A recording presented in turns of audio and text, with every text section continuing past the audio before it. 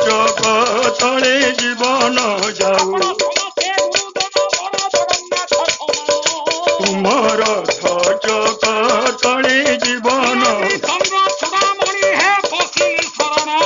ତୁମର ଜଗତରେ ଜୀବନ ତୁମର ଜଗତରେ ତୁମର ଜଗତରେ ଜୀବନ ତୁମର ଜଗତରେ ତୁମର ଜଗତରେ ତୁମର ଜଗତରେ ଜୀବନ ତୁମର ଜଗତରେ ତୁମର ଜଗତରେ ଜୀବନ ତୁମର ଜଗତରେ ଜୀବନ ତୁମର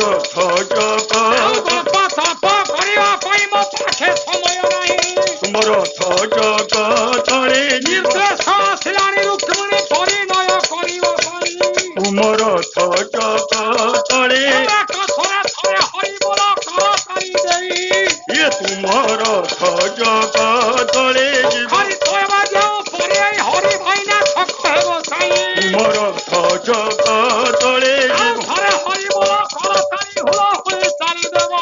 ତୁମର ଜଗ ବାଞ୍ଚିବେ ଆପଣ ମାନଙ୍କୁ ଦେବ ବାସୁଦେବ ତୁମର ଜଗତରେ ଜୀବନ ଯାଉ ତୁମର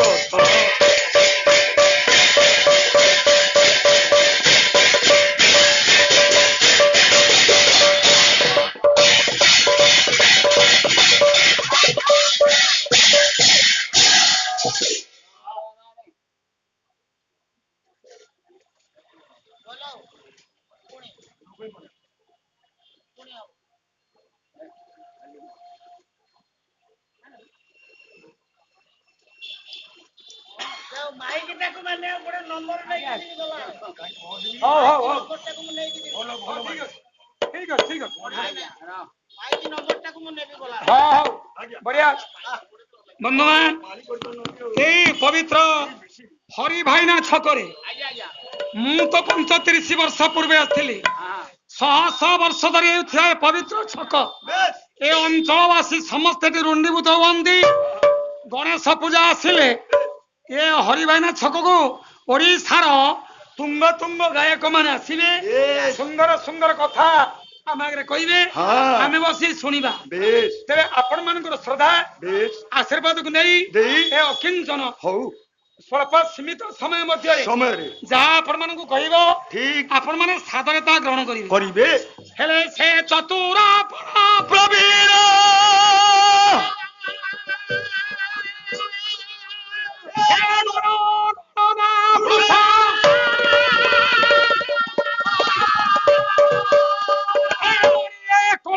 କଳା କଳ୍ପ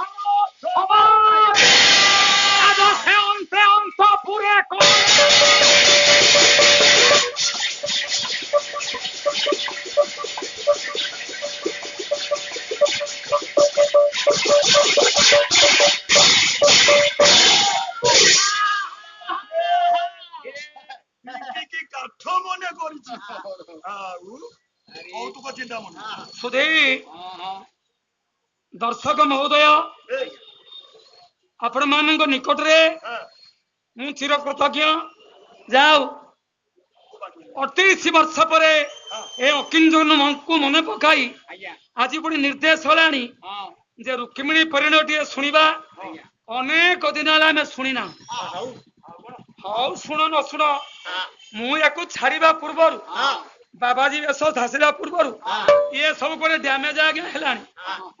ତେବେ ଯାହା ପ୍ରଭୁର ଇଚ୍ଛା ଥିବ ଆପଣ ମାନଙ୍କର ଉତ୍କଳର ଘଣ୍ଟ କବି ଯଦୁମଣି ମହାପାତ୍ର ଲେଖିଲେ କହିଲେ ଚତୁରାପଣ ପ୍ରବୀଣ ଛିଡା ଆଜ୍ଞା ଚତୁରାପଣର କହିଲେ କଣ ବୁଝିଲେ? ଚତୁର ମାନେ ଚାଲାକି ଖାଲି ଚାଲାକି ଆଉ ସିହାଣିଆ ପଣରେ ସିଆଣି ହେଲାନି ଚାଲାକ ପଣରେ ପଣରେ ଚତୁରତା ପଣରେ ବେଶ ପ୍ରବୀଣ କହିଲେ ହଁ ଶ୍ରେଷ୍ଠ ଅଟନ୍ତି ଯିଏ ଯିଏ ମନେ ରଖ ଆଜ୍ଞା ଏଇ ଗୋଟାକ ପଦ ହଁ 15 ମିନିଟ ପର୍ଯ୍ୟନ୍ତ ଅର୍ଥ ହବ।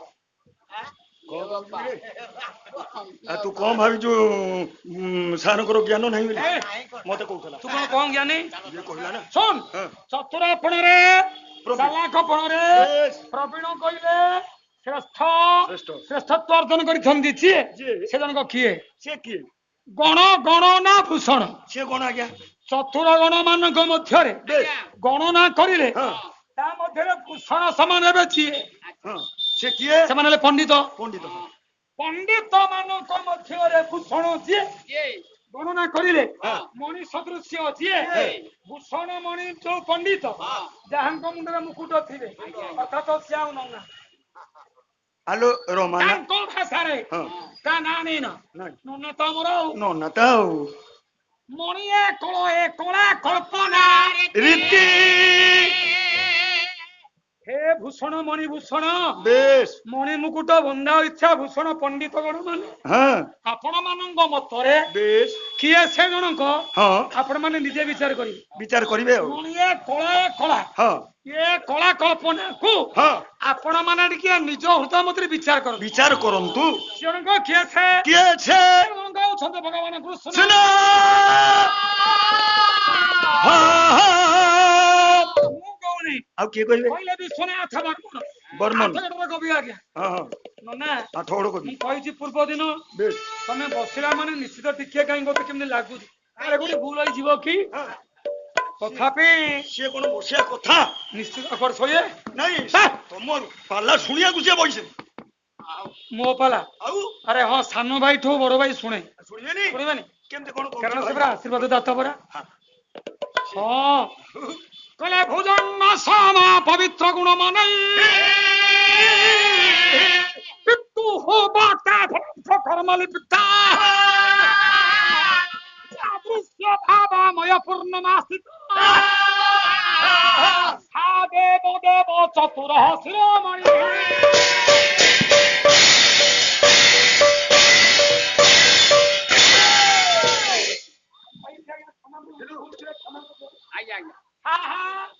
କି ସେହି ସେଇ ଚତୁର ମାନଙ୍କ ମଧ୍ୟରେ ଶିରୋମଣି ଯିଏ ଚତୁର ମାନଙ୍କ ମଧ୍ୟରେ ଚିନ୍ତାର ମଣି ହେଉଛନ୍ତି ଯିଏ ସେ ଚତୁର ଶିରୋମଣି ହେଉଛନ୍ତି କୃଷ୍ଣ। ଏଇ ଭଗବାନ କୃଷ୍ଣଙ୍କର କଥା ମୁଁ ଆଜି ଆପଣ ମାନଙ୍କ ନିକଟରେ ପ୍ରତିପାଦିତ କରିବା ପାଇଁ ଯାଇଛି। ଆପଣ ମାନେ ବସି ଶୁଣନ୍ତୁ ଏଇଟା ପଣ୍ଡିତ ମାନଙ୍କ କଥା। ଚତୁରପଣ ପ୍ରବୀଣ ଚତୁର ମାନଙ୍କ ମଧ୍ୟରେ ପ୍ରବୀଣ ଅଟନ୍ତି ଶ୍ରେଷ୍ଠ ଅଟନ୍ତି ଯିଏ ସିଂହାଣିଆ ପଣରେ ଶ୍ରେଷ୍ଠ ଅଟନ୍ତି ଯିଏ ସେ ଦ୍ୱାରିକାଧୀଶ ଭଗବାନ କହିଲେ ନ୍ୟାୟ ନିତ୍ୟଂ ନୀତି ସମୋହନା ପିତରମ୍ଭା ହୃଦୟ ସଭାଗା ମହି ମହିଷିନଂ ବୈକୁଣ୍ଠାଧୀଶ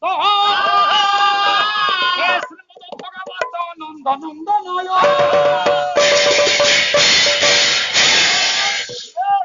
କରୁ ଆଜ୍ଞା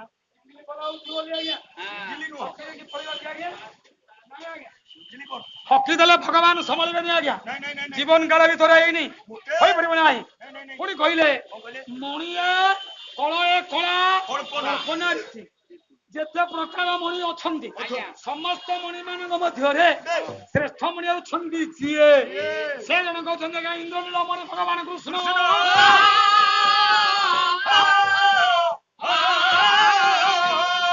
ଦ୍ୱିତୀୟ ଧାରିକିଆ କେତେ ମିନିଟ ହେଲା ଦେଖିବୁ ତାପ ଆପଗାତରଣୀ ଓଡିଆ ଛିଡା ତାପ କେତେ ତାପ ତିନି ସେ ତିନି ତାପ କଣ ଆଧ୍ୟାତ୍ମିକ ଏକ ଆଦି ଭୌତିକ ଦୁଇ ଆଦି ଦୈବିକ ତିନି ପାଇଁ ବେଶ ଏକମାତ୍ର ଜଣଙ୍କର ନିର୍ଦ୍ଦେଶ।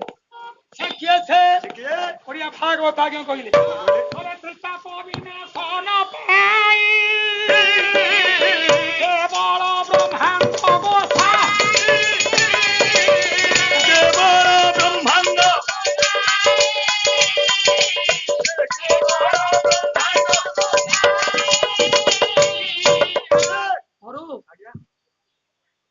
ଖାଲି ମନକୁ ମନ ରଜା ହୁଅ ନା। ଆଉ କଣ କେତେ ଲୁକାୟିତ ହିସାବରେ ମୋର ପାଲାକର ବାପା ମାନେ ବସିଛନ୍ତି। ଭଲ କି କଣ ଭୁଲ ଭଲ ଭୟ ଲାଗୁଛି ନା ଆଜ୍ଞା। ଭୟ କାହିଁ ଲାଗିବ? ତ୍ରିତାପ ବିନାଶନ ପାଇଁ ବିଶେଷର ନାଶନ ନା ବିଶେଷରେ ହଁ ଯେଉଁ ନାଟା ନାଶନ ହୋଇପାରେ ଅର୍ଥାତ ଖଣ୍ଡନ ହୋଇପାରେ ଆଚ୍ଛା ବିଶେଷ ବିଶେଷରେ ଆଜ୍ଞା ସେ ଜଣକ କିଏ? ସେ କିଏ ଆଜ୍ଞା ହଁ କିଏ ସେ କହନ୍ତୁ କହନ୍ତୁ ମୁଁ କହିବିନି ଆଉ କିଏ କହିବ? ସେ ମତେ ଭାଗବତ ଆଜ୍ଞା ବ୍ୟାସ ଭଗବାନ କହିଲେ କହିଲେ କଣ କହିଲେ? କଣ? ଜଗତାନି ବ୍ୟକ୍ତି ମା ପୂର୍ଣ୍ଣ ବା ପ୍ରତିରୋଧକ ତାପ ବିନାଶନେ ସ୍ୱୟଂ ବାସୁଦେବଂ ଭବେ।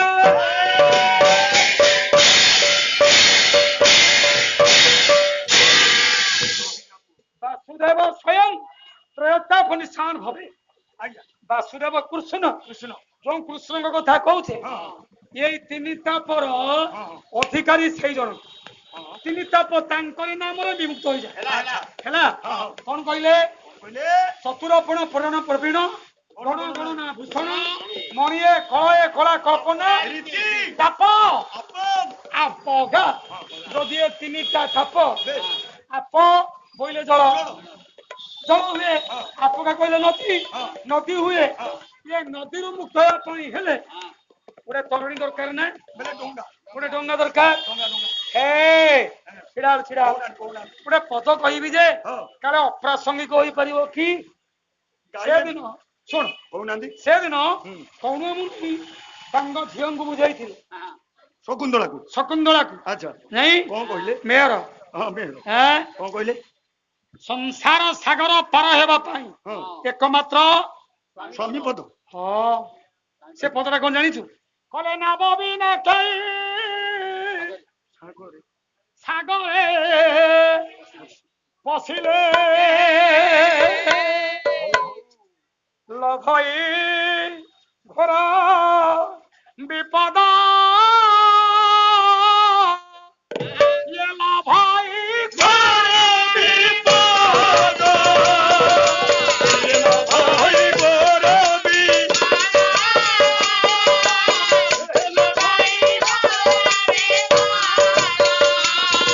ସଂସାର ସାଗର ପାଇ ମହାପତ ଆରେ ପାଇ ମହାପତ ଏକମାତ୍ର ସ୍ୱାମୀ ପଦ ପାଇଲେ ସ୍ୱାମୀ ରେ କୋମତ ସ୍ୱାମୀ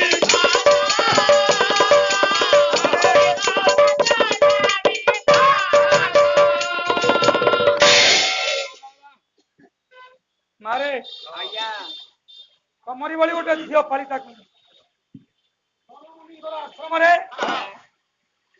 ବଢୁଥିଲେ ପାଳିତା କନ୍ୟା ବୟସ ହେଇଗଲା ନା ବୋଲେ ମୁନିଙ୍କର ଝିଅ ହଁ ପାଳିତା କନ୍ୟା ସିଏ ହଁ ମୁଁ କହିଲି ମୁନି ଅଣ୍ଡା ଦେଇଥିବେ ହେ ତୁ କେମିତି ଦଉଛୁ ମୁନି କୁଆଡୁ ଛୁଆ ଆଣିବେ ମ ତୁ ଏତେ କଥା ମତେ କୁହନା ସିଧା ଚା ଆଉ ତମେ ସିଆଡେ କାହିଁ ଯାଉଛ? ଏ ଶକୁନ ପକ୍ଷୀ ଦ୍ୱାରା ସେ ଉତ୍ପନ୍ନ ହୋଇଥିଲା ସଜନ ସେଇଦିନ ମୁନି ବୁଝାଇଥିଲେ କହିଲେ ନାରେ ଏ ସଂସାର ଯଦି ସାଗର ହୁଏ ଜଳରାଶି ହୁଏ ସଂସାର ସାଗର ପାର ପାଇଁ ହେଲେ ଏକମାତ୍ର ସ୍ୱାମୀଙ୍କର ପାଦ ରୂପ ନୌକା ଦରକାର। ତାହେଲେ ଏଠି ସ୍ୱାମୀ କିଏ? କିଏ? ଏଠି ଜଗନ୍ନାଥ ସ୍ୱାମୀ ନାରାୟଣ ହେଉଛନ୍ତି ତାଙ୍କର ପାଦ ପଦ୍ମ ନୌକା।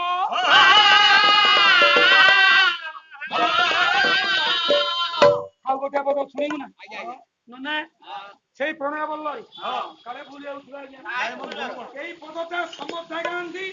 ତମେ ଗାଇଲ ମୁଁ ଶିଖିଲି ତମେ ଗାଇଲ ସେ ଗାଇଲେ ଆମ ପିଲା ପଶିକିଲେ ଠିକ ଗାଇଲେ ଭିତରେ ଗୋଟେ ସୁନ୍ଦର ପଦ ଅଛି କଣ ଅଛି କହିଲା ପରମ ପଦବୀ ସମାନ ଯେ ପବି ଯେହ୍ନେ କୀଟ ଗିରିବରା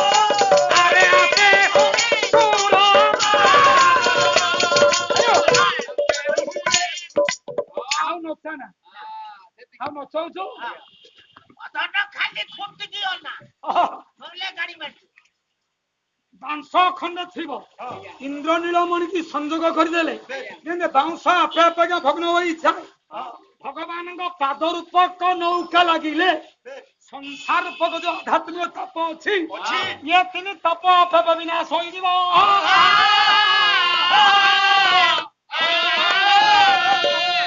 ଗୋଟେ ପଦ ମନେ ପଡୁଛି ଗାୟକ କେଶରୀ ଉଦୟନାଥ ରଥଚରଣ କଣ କହିଲେ ଭାବାରି ସମ କରି ପାରି କଥିତ ରହିଛି ଯାର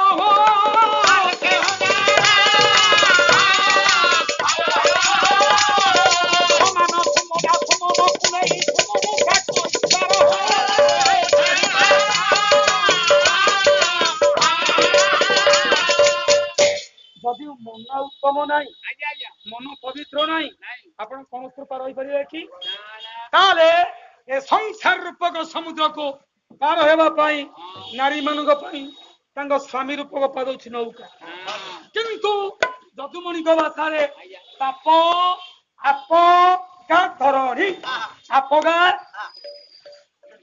ଗଙ୍ଗା ନଦୀ ସଂସାର ରୂପକ ନଦୀକୁ ପାର ହେବା ପାଇଁ ହେଲେ ପ୍ରଭୁଙ୍କର ତରଣୀ କହିଲେ ସୂର୍ଯ୍ୟ ନାଇଁ ଭଗବାନ ହଉଛନ୍ତି କୋଟି ସୂର୍ଯ୍ୟ ସମପ୍ରଭ କୋଟି ସୂର୍ଯ୍ୟ ସମପ୍ରଭ କୋଟି ସୂର୍ଯ୍ୟଙ୍କ ସମାନ ଯୋଉ ପ୍ରଭୁଙ୍କର ତେଜ ସେଇ ଏକମାତ୍ର କଥା ଇଏ ଗଲା କୃଷ୍ଣଙ୍କ ପାଇଁ ଆଉ ଗୋଟେ କଥା ଆଜ୍ଞା କଣ କହିଲେ ନା ତାପ ଆପଗା ତରଣୀ ଅରାତି ଅରାତି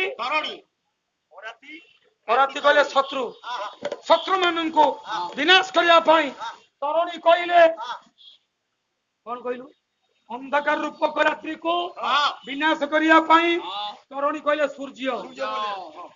ସୂର୍ଯ୍ୟ ସମାନ ଯିଏ ସିଏ ଅଛନ୍ତି ରାଜା ଭୀଷ୍ମ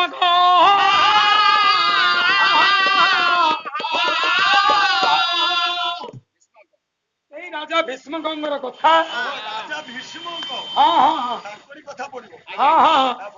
ତାପରେ ରାଜା ଭୀଷ୍ମଙ୍କ କଥା ମୁଁ କହୁଛି ସେ କଣ କହିଲେ ନା ବାହାର ବିହାର ସମୟ ସିଏ କଣ ଆଜ୍ଞା ବାହାର ବିହାର ମାନେ ବାହାର କାର୍ଯ୍ୟକ୍ରମ ବୁଝିବା ପାଇଁ ରାଜା ସିଂହାସନରେ ବସିଥିଲେ ପ୍ରଜାମଣ୍ଡଳୀ ସମସ୍ତେ ବସିଥିଲେ ରାଜ୍ୟର କାର୍ଯ୍ୟ ସମସ୍ତ ସମ୍ପାଦନ ସରିଲା ହେଲା ଅନ୍ତେ ବାହାର ବିହାର ସମୟ ଅନ୍ତେ ରାଜକାର୍ଯ୍ୟ ଶେଷ ହେବା ପରେ ଅନ୍ତେ କଲେ ଅନ୍ତପୁରକୁ ଗମନ କଲେ ଯେତେବେଳେ ଗମନ କଲେ ଅନ୍ତପୁରକୁ ଅନେଇଲା ବେଳକୁ ଅନ୍ତପୁରରେ ସମ୍ପୂର୍ଣ୍ଣ ସୁନସାନ କେହି ଆଜ୍ଞା କାହାର ଦୃଶ୍ୟ ନାହାନ୍ତି ରାଜା ବିଚାର କଲେ ଆଜି କଣ ଘଟଣା ଦାସୀ ପରିବାରୀ କେହି ତ କଣ ଦେଖା ନାହାନ୍ତି ଗଣେଶ ପୂଜା ଦେଖିବାକୁ ଯାଇଥିବେ ଗଣେଶ ପୂଜା ଦେଖିବାକୁ ଯାଇଥିବେ ଚଣ୍ଡାଳ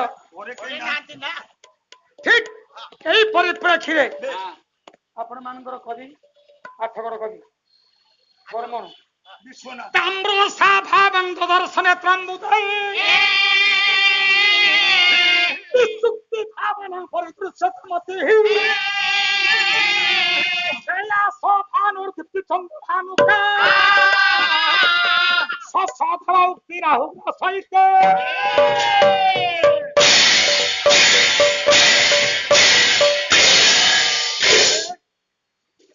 অন্তপুর স্থান নারী ମାନଙ୍କ ବିହୀନ ସେ ପୁରଟା ଏମିତି ଅସୁନ୍ଦର ଦେଖାଯାଉଛି ପୂର୍ଣ୍ଣିମା ଦିନ ରାତିରେ ଆଚ୍ଛା ଚନ୍ଦ୍ରଙ୍କୁ ରାହୁ ଗ୍ରାସ କରିଲେ ଯେମିତି ଅସୁନ୍ଦର ଦେଖାଯାଆନ୍ତି, ସଖୀ ଏବଂ ରାଣୀ ମାନଙ୍କ ବି ରାଜାଙ୍କର ଅନ୍ତପୁର ଥାଏ ଠିକ ସେମିତି ଉସି ସେମିତି ଆଜ୍ଞା ଦେଖାଯାଉଛି। କେହି ନାହାନ୍ତି ରାଜା ବିଚାର କରୁଛନ୍ତି କେହି ନାହାନ୍ତି କି କୁଆଡେ ଗଲେ ସବୁ କୁଆଡେ ଗଲେ, ଟିକେ ଆଗକୁ ଯାଉଛନ୍ତି କାହାକୁ ପଚାରିବେ।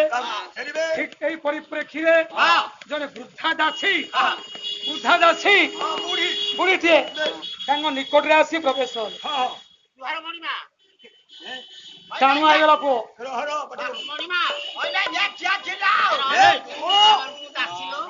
ତୋ ଦ୍ୱାରା ହବନି, ତୁ କେମିତି ଦଉଛୁ? ଆରେ ମା ଦାସୀ, ଆଜି କଣ ଅନ୍ତପୁର ଏକଦମ ସୁନସାନ, କାହାରି ପାଟି ଶୁଭୁନି, ଗୋଳ ଶୁଭୁନାହିଁ, ନିସ୍ପନ୍ଦ। କେହି ନାହାନ୍ତି। ଆଉ ରାଣୀମା ଦାସୀ ମାନଙ୍କୁ ନେଇ ଉଦ୍ୟାନକୁ ଯାଇଛନ୍ତି ଭ୍ରମଣ କରିବା ପାଇଁ। ବାବା ଭାଗବତ ଆଜ୍ଞା ବ୍ୟାସ ଭଗବାନ କହିଲେ ଶ୍ରେୟ କା ଶ୍ରୁତି ସ୍ପନ୍ଦନରେ ଆଣି ମୃତ୍ୟୁ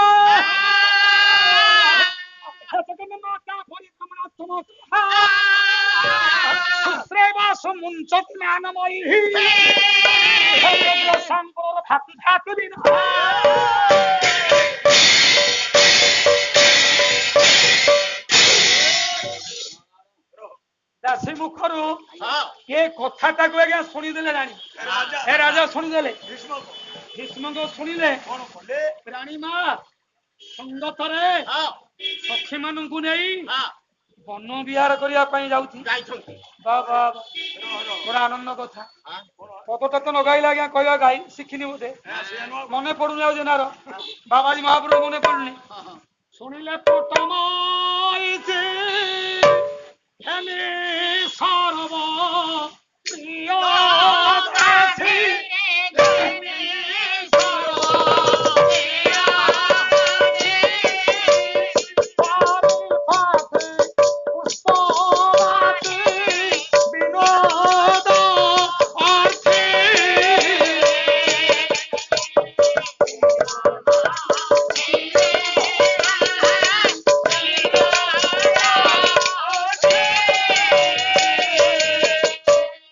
ଅନ୍ତର୍ଗତେ ଥିଲା ଭାବ ଶୁଣାଇ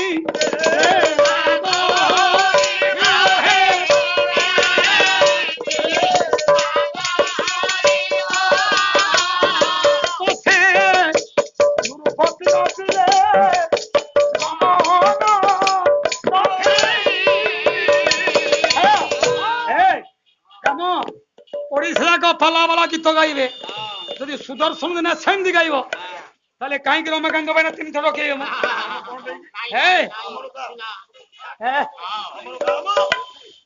ବାବା ଆଜ୍ଞା ଆଜ୍ଞା ହଁ ଦେଖିବା। ଅନ୍ତର୍ଗତ ଥିଲା ଭାବ ଶୁଣାଇ ଦେଲା ତ ସେ ନୃପତି ରଚିଲେ ଗଲେ ଦାସୀ ମହା ଦେବୀ ଗଲେ ଦାସୀ ମହା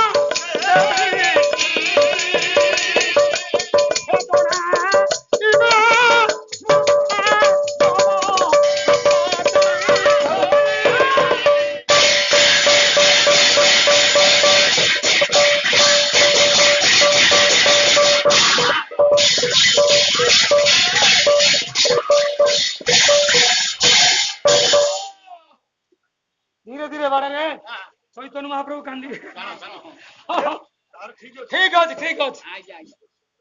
ରାଣୀ ଅନ୍ତପୁର ତ୍ୟାଗ କରି ପୁଷ୍ପା ତବିକି ଯାଇଛନ୍ତି। ରାଜା କଥା ବୃଦ୍ଧ ଦାସ ଶୁଣିଲେ, ବାଃ ଖୁବ ଆନନ୍ଦିତ ହେଲେ। କେତେ ଆନନ୍ଦ ଯାହାକି କହିବାର ନାହିଁ।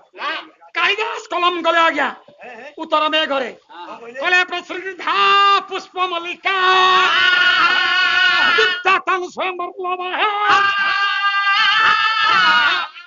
ସ୍ମିତ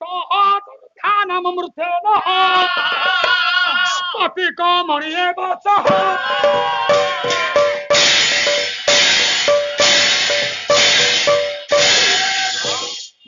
ବାବୁରେ ସ୍ଫଟିକ ମଣି ଦେଖିଦେବା ମାତ୍ରକେ ଅଙ୍ଗରେ ଆଭରଣ କରିବା ମାତ୍ରକେ ଯେମିତି ସେ ଶୀତଳତା ପ୍ରଦାନ କରୁଥାନ୍ତି।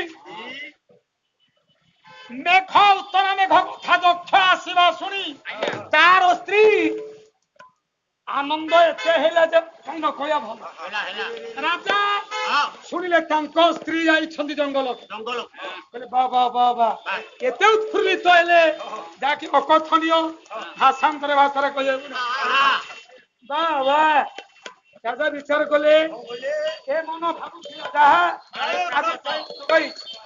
ମୁଁ ଦିନେ ଭାବିଥିଲି ଏକାନ୍ତ ପୁଷ୍ପା କବିରେ ମୋ ରାଣୀଙ୍କ ସହିତ ଟିକେ ଏକତ୍ର ମିଳନ ହୁଅନ୍ତି କି ଦର୍ଶନ ସାହିତ୍ୟ ଭାଗବତ ଆଉ ଠିଆ ହେଇକି ପାଲା କରିହେବ। ଭାବୁ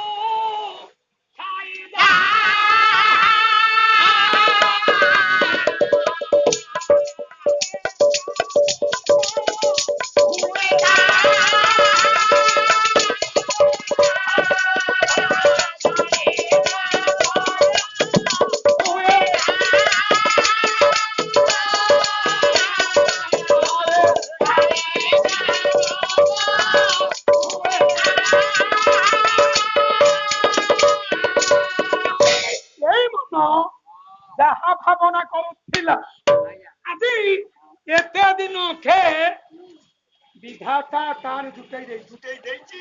ଶ୍ରୀମଦ୍ ଭାଗବତ ଆଜ୍ଞା କୁହନ୍ତି କଣ କହନ୍ତି ଯେ ଯଥା ମାନ ପ୍ରବଚନ୍ତି ଯାଦସ୍ୟ ପ୍ରୀତି ଯାହା ପ୍ରତି ଗୋଟେ ଜାয়গা ମନ ଦାଳ ଭାବୁଥିଲା ଆଜି ଏତେ ଦିନଙ୍କ ଭିତରେ ଯାଉଛି ଯିବି ମୋ ରାଣୀଙ୍କ ସହିତରେ ଏକତ୍ର ହେବି। କେଣେ ରାଜା ଯାଉଛନ୍ତି ଯିବା ସମୟରେ ରାଣୀ ଜଙ୍ଗଲ ମଧ୍ୟରେ ଉଦ୍ୟାନ ପୁଷ୍ପାଟବରେ ଅଛନ୍ତି। ସମୟଟା ଇଚ୍ଛା ବସନ୍ତ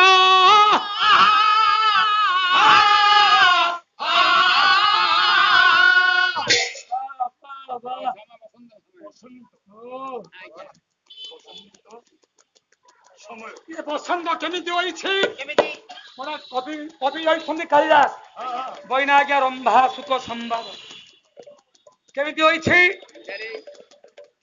ଏଇଟା ଗୋଟେ ଯମଙ୍କ ଆଜ୍ଞା ଏଇଟା ହଉଛି ଶୃଙ୍ଖଳା ଯମକ ସାଙ୍କୁଳିର ନିୟମଟା ଯାହା ଗୋଟେ ଫାନ୍ଦରୁ ଆଉ ଗୋଟେ ଫାନ୍ଦ ଆଜ୍ଞା ଯୋଡା ହବ ମାନେ ଯୋଉଠୁ ଛିଡିବ ଯୋଉ ଅକ୍ଷର ଛିଡିବ ସେଇ ଅକ୍ଷର ଧରାଯିବ। କଣ ଲେଖିଲେ କହିଲେ ମାର୍ଗେ ନୂତନ ଚ୍ୟୁତ ଖଣ୍ଡ ଖଣ୍ଡମ ଖଣ୍ଡମ କୋକିଳନ ବିରାବ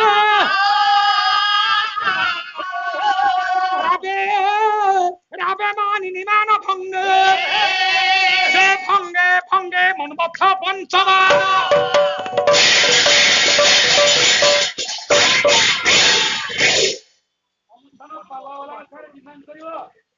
কেতে টঙ্কা নেবে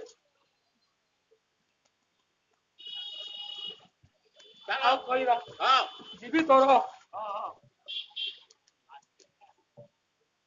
ରାଜା ଯୋଉ ମାର୍ଗରେ ଯାଉଛନ୍ତି ମାର୍ଗେ ମାର୍ଗେ ଅର୍ଥାତ ବାଟରେ କଣ ଦେଖିଲେ ଏକେ ତ ବସନ୍ତ ସମୟ ନୂତନ ଚ୍ୟୁତ ଖଣ୍ଡ ନୂତନ କହିଲେ ନୂଆ ଚ୍ୟୁତ କହିଲେ ଆମ୍ବ ଖଣ୍ଡ ଖଣ୍ଡ ଖଣ୍ଡ ଖଣ୍ଡ ଡାଳରେ ନୂଆ କରି ବକୁଳିତ ହୋଇଛନ୍ତି ଅର୍ଥାତ ବଉଳ ମାନେ ଆମ୍ବ ଅଛି ହେଲା ମାର୍ଗେ ମାର୍ଗେ ନୂତନ ଚ୍ୟୁତ ଖଣ୍ଡମ ଖଣ୍ଡମ ଖଣ୍ଡମ କୋକିଳାନଂ ବିରାଭ କୋକିଳାନଂ କୋକିଳ ମାନ କୋଇଲି ମାନଙ୍କର ବିଶେଷ ରାବ ପୂର୍ଣ୍ଣ ହେଲା ଯେଉଁ ଡାଳରେ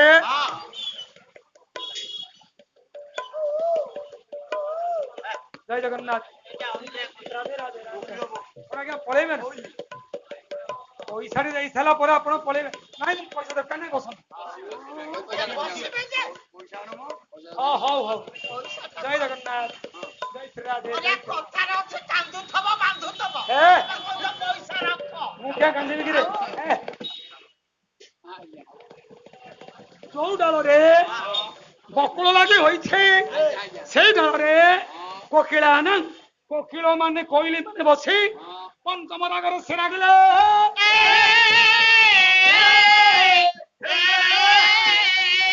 রাবে রাবে মানিনি মান ভঙ্গে এ রাব কইলি রাবକୁ ଶୁଣି ଅଭିମାନିନୀ ନାୟିକା ମାନେ ମାନ ଭଙ୍ଗ କରିପାରୁନାହାନ୍ତି। ବାବା ରାଜା ଭାବୁଛନ୍ତି ମୋ ପ୍ରେୟସୀ ମୋ ପ୍ରାଣ ପ୍ରିୟା ତ ଜଙ୍ଗଲକୁ ଯାଇଛନ୍ତି ନା କଣ କରୁଥିବେ ନନା ଆଉ କାସେନ ଗାଈ ବଳିଆ ନନା ତ ପଳେଇଲେ ସାଙ୍ଗ ହେଇ ଗାଉଥିଲେ ବାବୁ ରେ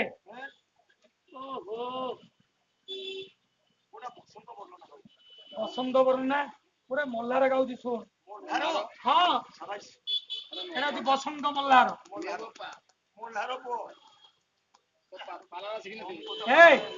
ଏଇ ମଲ୍ଲାର ଦେଇ ଗାଇଦବା ଆଜି ପାଲା କ୍ଲୋଜ କରିଦବା ଆଉ କି କରୁଥିବ ମୋର ସାମଣ୍ଡ ନା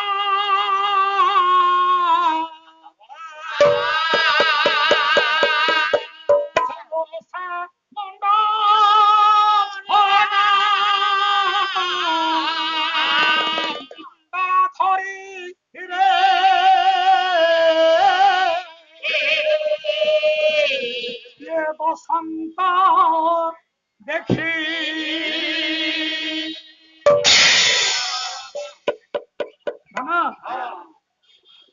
কি করুথিব ମୋ ରସାମଣ୍ଡ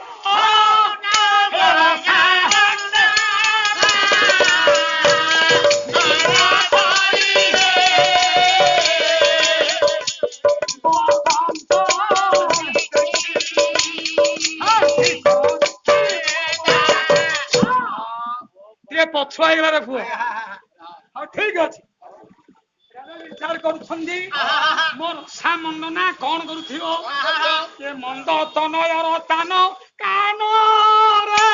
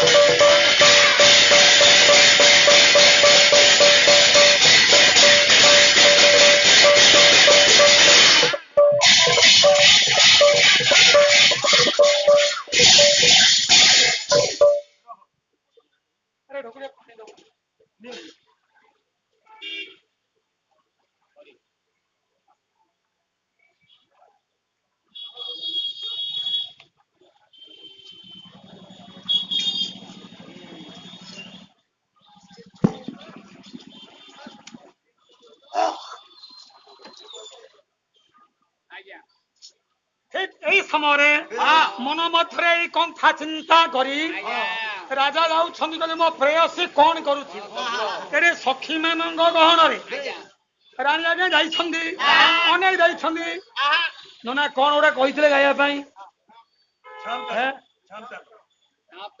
ହଉ ମନେ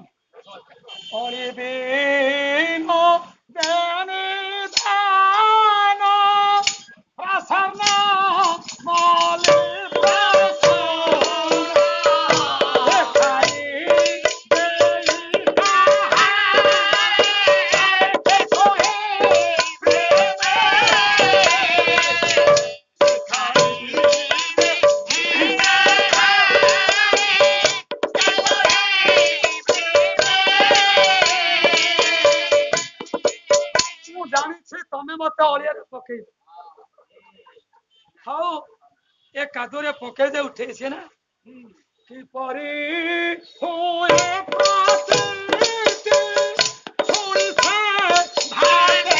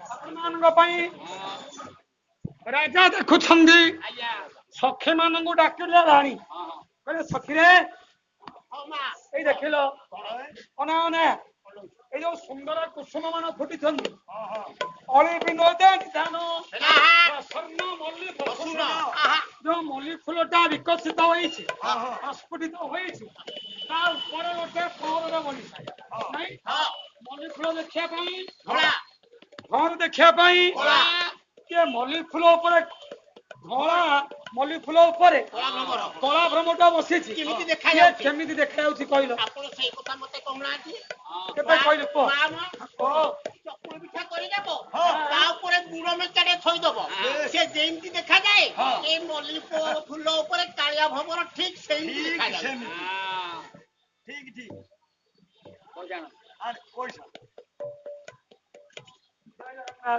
तुम ना कौन बाबा आयुष्मान तो नारायण आयुष्मान करंतु कलापत कुसुमी दौ सर्वे बोल आनंद कला तो प्रभु को मन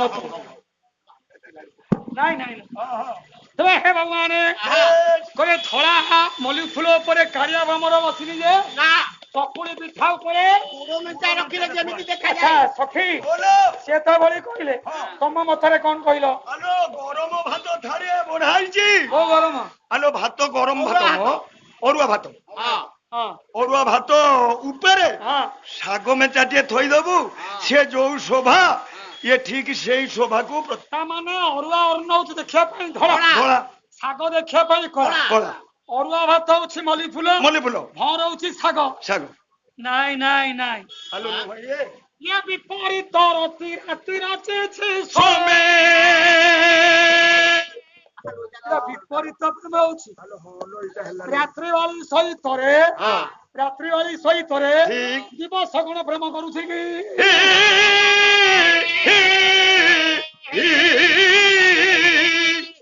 नाइ नाइ ये हेला ना हेलो ये हेला नी लो कहले श्रवणे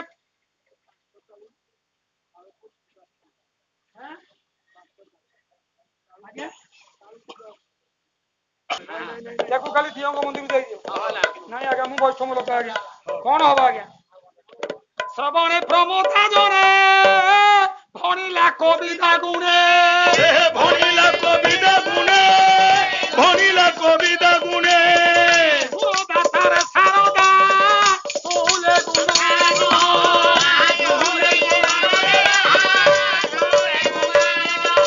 अच्छा कुहते बे हेबो किसा गोपाला कुहो बदंता गोपाला कुहो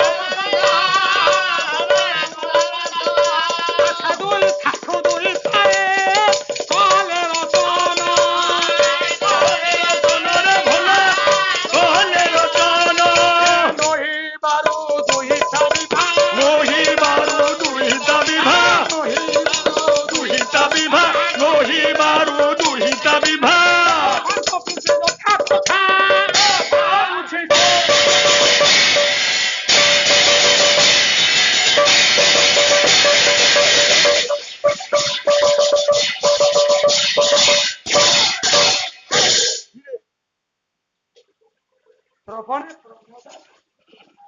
ସ୍ତ୍ରୀ ଲୋକ ଥିଲା ପଣ୍ଡିତ ପଣ୍ଡରେ ସେ କହିଲେ ସେ କହିଲେ ଗୋ ସୁରଦା ଉତ୍ତମ ଦନ୍ତୀ ହଁ ଏଇଟା ଯାହା କହିଲେ ତାହା ନୁହେଁ। ଆଚ୍ଛା କଣ ହେଲାନି ରାଣୀ କହିଲେ ହଁ ଏ ତମ କଥା ନୁହେଁ। ଆଚ୍ଛା ଏ କଣ ରାଣୀମା କାନ୍ତ କୀର୍ତ୍ତି ଯଥା ତଥା ପାଉଛି ଶୋଭା। ଶୋଭା ଆମ ସ୍ୱାମୀଙ୍କର କୀର୍ତ୍ତି ଯଥା ହଁ ଇଏ ତଥା ଆଚ୍ଛା କେମିତି କେମିତି ନା ନୋହି ପାରୁ ଦୁହିତା ବିଭା ନୋହିବାରୁ ଦୁହିତା ଆମ ରାଜଜେମା ହଁ ରୁକ୍ମିଣୀଙ୍କର ହଁ ଏ ପର୍ଯ୍ୟନ୍ତ ବିବାହ ନ ହୋଇଥିବାରୁ ଆମ ରାଜାଙ୍କର ଧଳା କୀର୍ତ୍ତିରେ କଳଙ୍କ ଇଏ କଳଙ୍କ ଲେପି ହୋଇଯାଇଛି।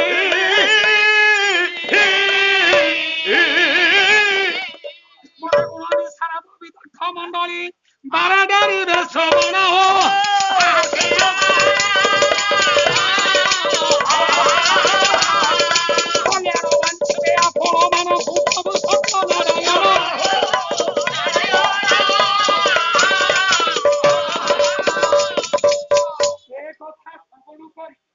ରାଣୀ ଆଉ ସମ୍ଭାଳି ପାରିଲେ ନା। ରାଣୀ ସଖୀ ମାନଙ୍କୁ ଦେଖା ନ ଦେଇ ଲୁଚି ଲୁଚି ଲୁଚି ଯାଇ ନିଜ ଅନ୍ତପୁରେ ପ୍ରବେଶ ହେଲେ।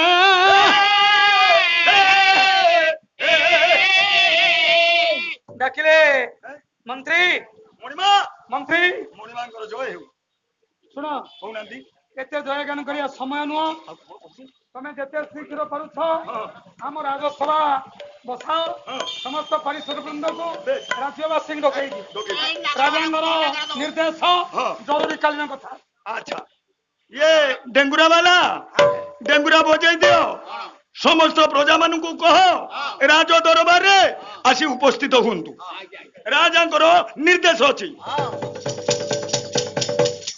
ହେଲା ହଁ। ଧେଣ୍ଡୁରା ବାଲା ଧେଣ୍ଡୁରା ଦେଲେ ହଁ ମନ୍ତ୍ରୀ ପୁରୋହିତ ପାରିଷଦ ବନ୍ଦ ସମସ୍ତେ ଆସି ପହଞ୍ଚିଗଲେ। ପହଞ୍ଚିଗଲେ ଆଉ ମନ୍ତ୍ରୀ ହାତ ଧରିଲେ କହିଲେ ମଣିମା ମଣିମା ଏଇଲେ କିଛି ସମୟ ପୂର୍ବରୁ ହଁ ରାଜସଭା କାର୍ଯ୍ୟ ଶେଷ ହୋଇଥିଲା। ପୁଣି ଆହୁରି କାହିଁକି ଡକେଇଲେ?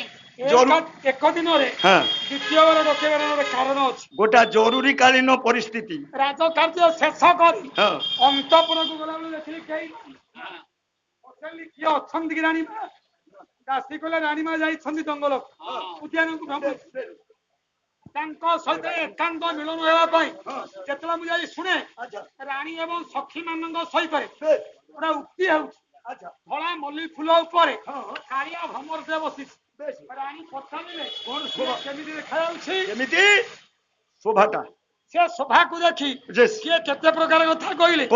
ଶେଷରେ ଜଣେ ରାଣୀ ରାଣୀ କହିଲେ ହଁ କହିଲେ ଆମ କାନ୍ତଙ୍କର କୀର୍ତ୍ତି ଯଥା ହଁ ଏ ମଲ୍ଲି ଫୁଲ ପରେ ହଁ କାଳିଆ ଭ୍ରମର ଦେଖିବା ପାଇଁ ତଥା ତଥା ବୋଇଲେ ହଁ ଆମ ରାଜଜେମା ରୁକ୍ମିଣୀ ବେଶ ବିବାହ ହୋଇ ହଁ ଅବିବାହିତ ହୋଇ ହଁ ରାଜଙ୍କପୁରେ ଥିବାରୁ ରୁ ରାଜାଙ୍କର ଧଳା କୀର୍ତ୍ତିରେ ଇଏ କଳଙ୍କ ବଳି ହୋଇଯାଇଛି।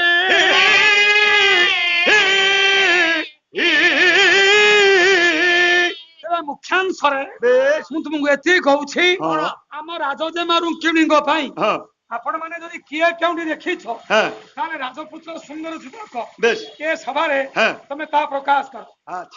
ଜେମାଙ୍କ ପାଇଁ ଗୋଟେ ଜୁଆଇଁ ଦରକାର। ଜୁଇଁ ତ ଏଇ କଥା ହଁ ଭାଇ ବୋଲୋ ଆମର ଚନ୍ଦ୍ର ଦେବତାକୁ ଦେଲେ କେମିତି ହୁଅନ୍ତା? ଚନ୍ଦ୍ର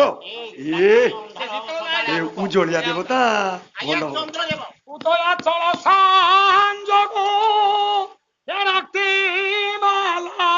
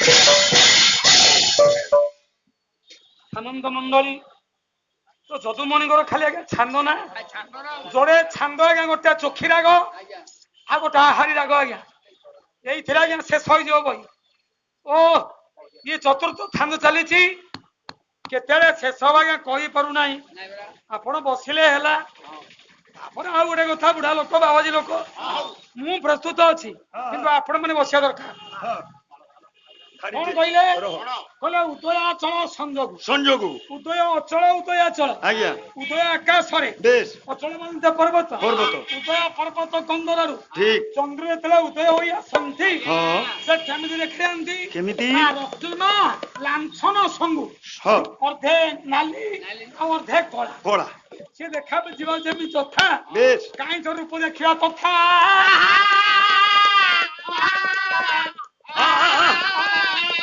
ମନ୍ତ୍ରୀ ଆଜ୍ଞା କୁଣ୍ଡ ନାଇଁକି ନନ୍ଦନଙ୍କୁ କୁନ୍ଦନ ବୋଲନ୍ତି ସୁବର୍ଣ୍ଣ ସୁବର୍ଣ୍ଣ ଯୋଉ ନନ୍ଦନ ବୋଲନ୍ତି ଝିଅ ଆମ ରୁକ୍ମିଣୀ ଯଦି ତା ସାଙ୍ଗରେ କାଲି ଯଦି ତୁଳନା କରିବା ଆଚ୍ଛା ହେଲେ କଣ କରିବା ସେ ସମାନ ହୋଇପାରିବ ନାହିଁ ହେଲେ ବିହିଛି ଜନମ ସେଇ ବଂଶରେ ବିହିକି ବିହି ବିଧାତା ବିଧାତା ବିହିଛି লিহিছি সেই বংশরে চন্দ্র বংশরে মতে জন্ম দেইছে সে হই পারিব না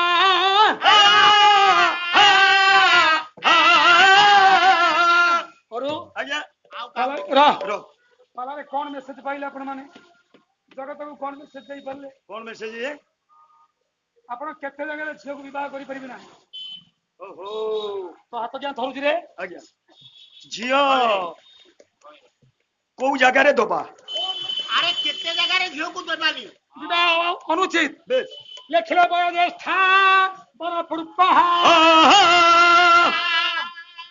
ବୟୋଜ୍ୟେଷ୍ଠା ବରପୁରୁଷ ହେ ନାଥୁନାମୀ ସ୍ୱଗୋତ୍ର ଯା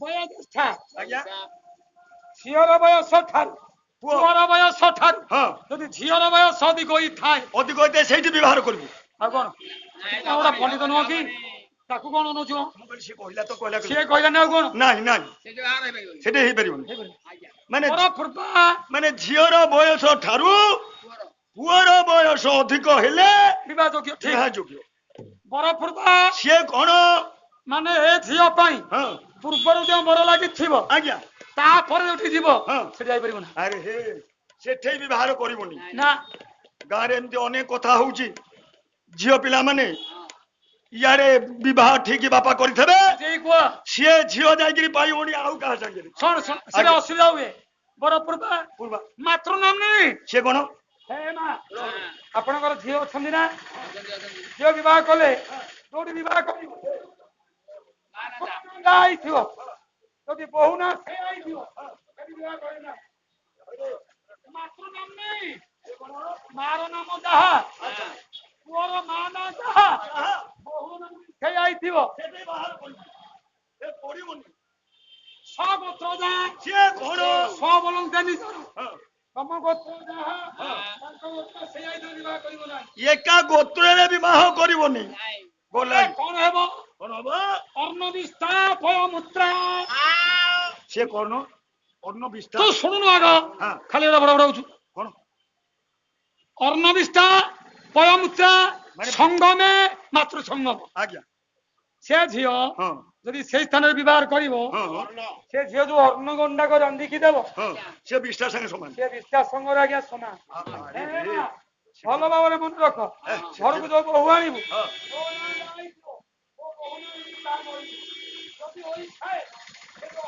ରାନ୍ଧିକି ଦବ ସେ ବିଶ୍ୱାସ ସମୟରେ ସମାନ ହବନି ପୟମୂତ୍ରା ହଁ ପୟ ବୋଇଲେ ଜଳ ହଁ ଯୋଉ ଜଳ ମନ୍ଦାର ତମ ପିଇବା ପାଇଁ ଦବ ବେଶ ସେ ମୂତ୍ର ସହିତରେ ସମାନ ସେଠି ବ୍ୟବହାର କରିବୁନି ଯଦି ସେ ଝିଅ ସହିତରେ ପୁଅ ଭ୍ରମଣ କରେ ସଙ୍ଗମେ ମାତୃ ସଙ୍ଗମ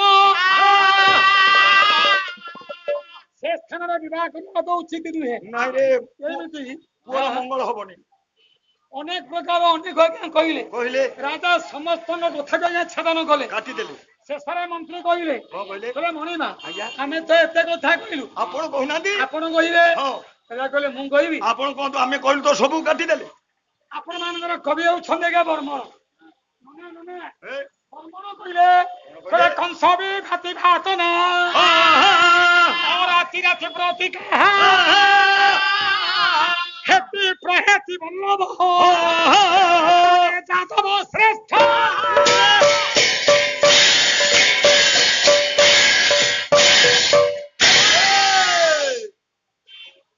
କହିଲେ ହେତି ଏବଂ ପ୍ରହେତି ମାନଙ୍କ ଇଏ ଦୁଇ ନାରୀଙ୍କର ନୟନର କଳାକୁ ନିଭାଇବାରେ ସାମର୍ଥ୍ୟ ହୋଇଥିଲେ ସିଏ ହଉଛନ୍ତି ଭଗବାନ କୃଷ୍ଣ। ସିଏ କୋଉଠି ଅଛନ୍ତି? ଅଛନ୍ତି ଦ୍ୱାରକାପୁରୀ ମଞ୍ଜୁ ମଞ୍ଜୁଳ ସେ ଖାଲି ଛାନ୍ଦ କେତେ ଗାଇବ କେତେ ଗାଇବୁ? ସେ କଂସ ବାମା ବଂଶ ନେତ୍ର ଅଞ୍ଜନ ରଞ୍ଜନ ଚିତ୍ର ଖଞ୍ଜନ ହଇଲା ଯାହା ଯୋତ୍ସ୍ନା ସ୍ୱର ହେମନ୍ତ ମହେନ୍ଦ୍ର ତରି ହରି କରମେ ଅଛନ୍ତି କାପୁର ମଞ୍ଜୁ ମଞ୍ଜୁ ପ୍ରମାଣ ପ୍ରମାଣ ବଚନ ପ୍ରମାଣ ବଚନ ବକ୍ତା ହୋଇଥିଲେ ଦୁହେଁ କଲେ ରାଜର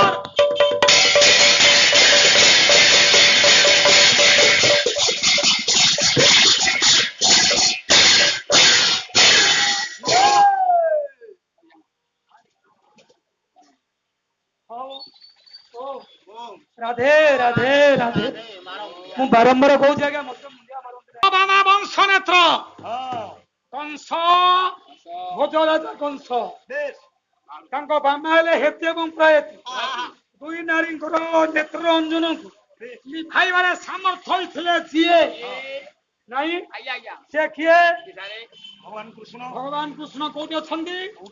ଅଛନ୍ତି ପୁରା ମଞ୍ଜୁ ମଞ୍ଜୁ ସେ ଦ୍ୱାରକାର ପଗ ମଞ୍ଜୁ କି ମନୋହର ମଞ୍ଜୁ ସାକି ପେଟରା ଭିତରେ ଗୁପ୍ତ ହେଇକି ରହିଛନ୍ତି ଯିଏ ସେ ଇନ୍ଦ୍ର ନୀଳମଣି ସମାନ ସେଇ ଆସିଲେ ଠିକ ପ୍ରମାଣ ପ୍ରମାଣ ବଚନ ସମସ୍ତେ ତାଳି ମାରିଦେଲେ। ଏତିକି ବେଳରେ ରାଜାଙ୍କର ଜ୍ୟେଷ୍ଠ ପୁତ୍ର ରୁକ୍ମଣ ମୃଗୟାରୁ ଫେରି ଆସୁଥିଲା ସଭାରେ ଛିଡା ହେଇଥିଲା ତା କାନରେ ବାଜିଗଲା ଏ କଥା ବାପାଙ୍କର କଥା ଯେତେବେଳେ ପୁଅର କାନରେ ବାଜିଛି ସେ ଆଉ କଣ ସମ୍ଭାଳିବ କି ଆଜ୍ଞା? ଖାଲି ତ ଚୋଖି କଣ କହିବ ଏ କୁମାର ଶ୍ରବଣ ନର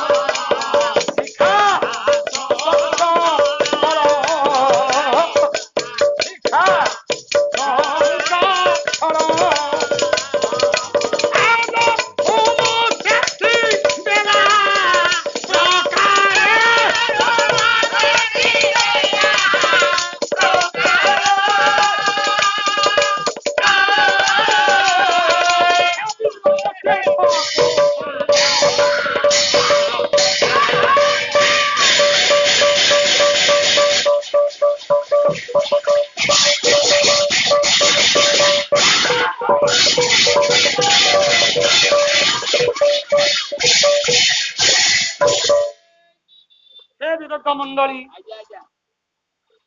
ରାଜପୁତ୍ର ରୁକ୍ମଣ ଆଜ୍ଞା ଉଠି ପଡିଲା ବାପାଙ୍କ କଥା ଶୁଣିଲା ମାତ୍ର ତା କାନ ଧରେ ବାଜି ଯାଇଛି ତା କଥା ରୂପ କନ୍ୟାଟା ଜଳି ଉଠିଲା ବର୍ମଣ କହିଲେ ଭ୍ରାତା ନାବ ପୁହୁର ବାଧାଇ ତ ଚାଳିତ ବର୍ଣ୍ଣିବ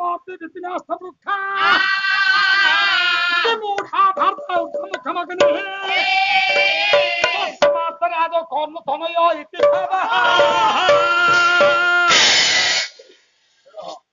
ପରେ ଆଜ୍ଞା ଅନଳ କହିଲେ ଅଗ୍ନି ଅନିଳ କହିଲେ ନିଆଁ ପରା ପବନ ପବନ ଅଗ୍ନି ଜଳିବା ସମୟରେ ଯଦି ପବନ ଟିକେ ଲାଗିଯାଏ ସିଏ ହୁତୁ ହେଇକି ଜଳିବ ବାପାଙ୍କ କଥା ରୂପକ ପବନ ବେଶ ପୁଅର କାନ ରୂପକ ଫୁଙ୍କା ନଳୀ ଭିତରେ ପଶିଗଲା କଣ ହେଲା ଜାଳିଦେଲା ମର୍ମସ୍ଥଳ କ୍ରୋଧ ନଳ ହଁ ହୃଦୟ ମଧ୍ୟରେ କ୍ରୋଧ ରୂପକ ନିଆଁ ନିଆଁ ବାପା ଆସି ବସିବେ ନା ହଁ କିଛି ରହିବନି ଆଜ୍ଞା ହଁ କ୍ରୋଧ ରୂପକ ଅଗ୍ନି ହଁ ହୃଦୟ ରୂପକ ଚୁଲି ମଧ୍ୟ ଜଳିଲା ଜଳିଲା ଧୂମ ଟେକି ଦେଲା ପ୍ରକାର ହଁ ବାବା ବେଶ ନିଆଁ ଜଳିଲେ ହଁ କଳା ଧୂଆଁ ଗୁଡାକ ଉଡେ ଲାଠି ଉଡେ ଉଡେ ଧୂମ ଟେକି ଦେଲା ପ୍ରକାର ଏଟେ ଆଖି ଗୁଡାକ ତ ଲାଲ ପଡିଗଲା ଓହୋ ନିଆଁ ହେଇଗଲା ବୀରକେଶକୁ ଫୁଲାଇ ଭାଷା ଉଚାରେ ବୀରକେଶ ବୀରକେଶ କହିଲା ନିଶ ନିଶ ନିଶକୁ ଫୁଲାଇ ଉଠିଲା ଉଠିଲା କହିଲା ବାବା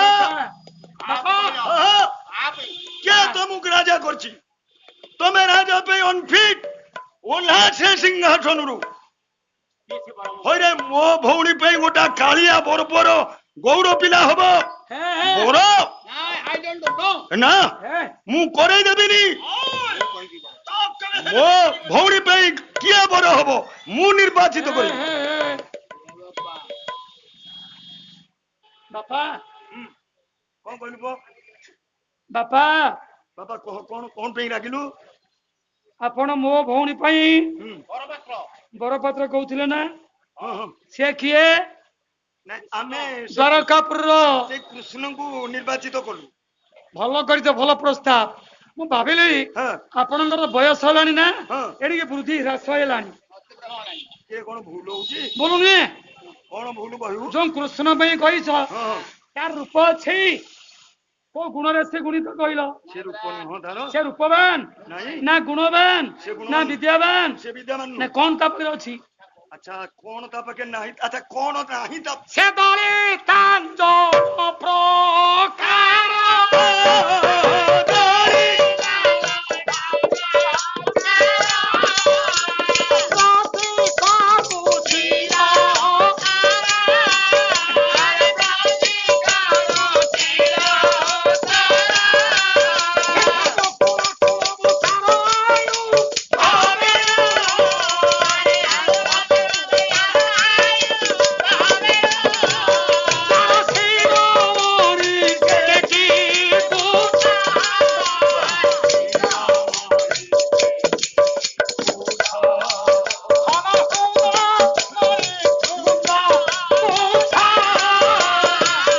ধর্মণি গুণ্ড গোছা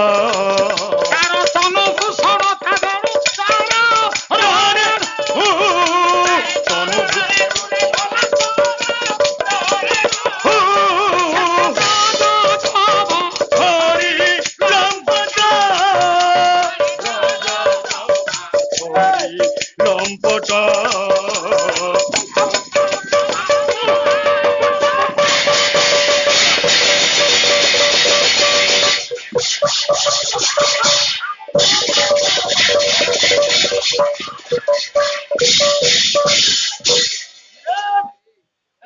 ହେଇଟି ତାକୁ ଖଣ୍ଡେଇ ଦବୁ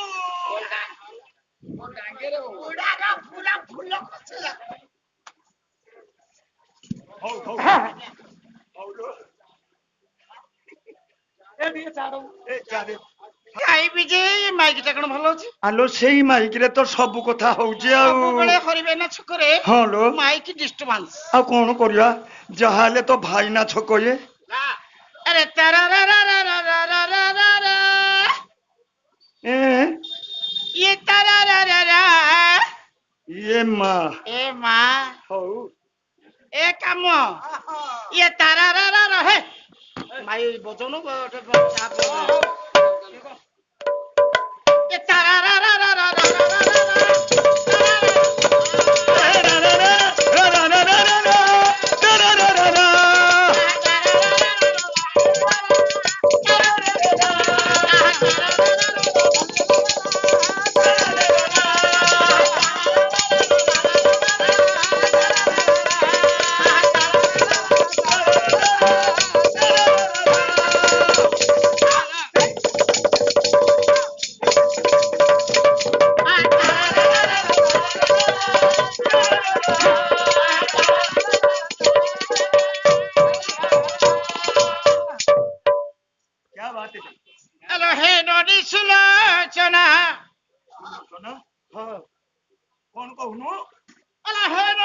सुलोचना ए क्या बात है ये तोर चेहरा टी सुनो नालो ओ बहुजुमा ये तो हूँ बड़ी चारण ने तोर गाल रसीची ये तो हूँ बड़ी चारण ने तोर गाल रसीची ना महकु चेहरा तोर ये बयस हेला बरो 16-17 ये महकु चेहरा तोर ये बयस हेला बरो 16-17 ये तोर चाहारी रे झोरे झोरना नारे नारे नारे नारे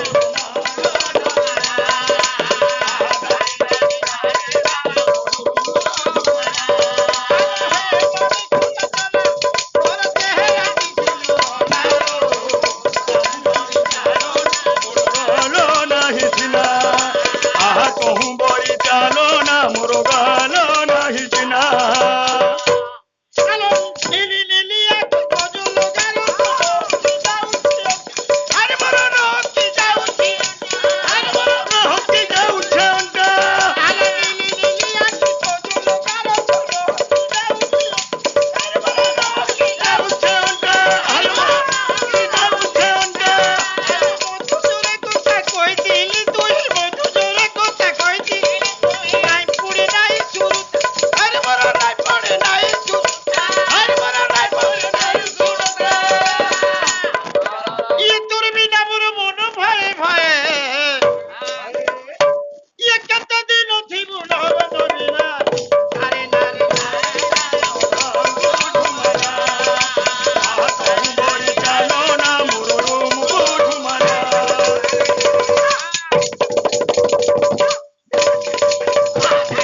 नारे ना मोरो रूम को झुमाना आहा कहूं बोरी चालो ना मोरो रूम को झुमाना আলো চুয়ালি চুয়ালি হেলি ভালি পান পোকাই পত আরে বড় সরমি নুয়া লাগো আরে বড় সরমি নগর আরে চুয়ালি চুয়ালি কথা হেলি ভালি পান পোকাই পত আরে বড় সরমি নুয়া লাগো আরে বড় সরমি নুয়া লাগো তোর কথা ভালি খেলা মনে করি তোর কথা ভালি খেলা মনে করি তোর কথা ভালি খেলা মনে করি তোর কথা ভালি খেলা মনে করি। লাকি জাদু মকুরো আরে বড় সরমি নুয়া লাগো আরে বড় সরমি নুয়া নগর ये তোর বিনা পুরো মন পায়ে পায়ে হে মধন এ মন ये তোর বিনা পুরো মন পায়ে পায়ে হায় ये কেতে দিন থিব নব নবিনা আরে নারে নারে না মোরো রুম কো ঝুমানা আ कहूं बोली चालो ना मोरो रूम को झुमाना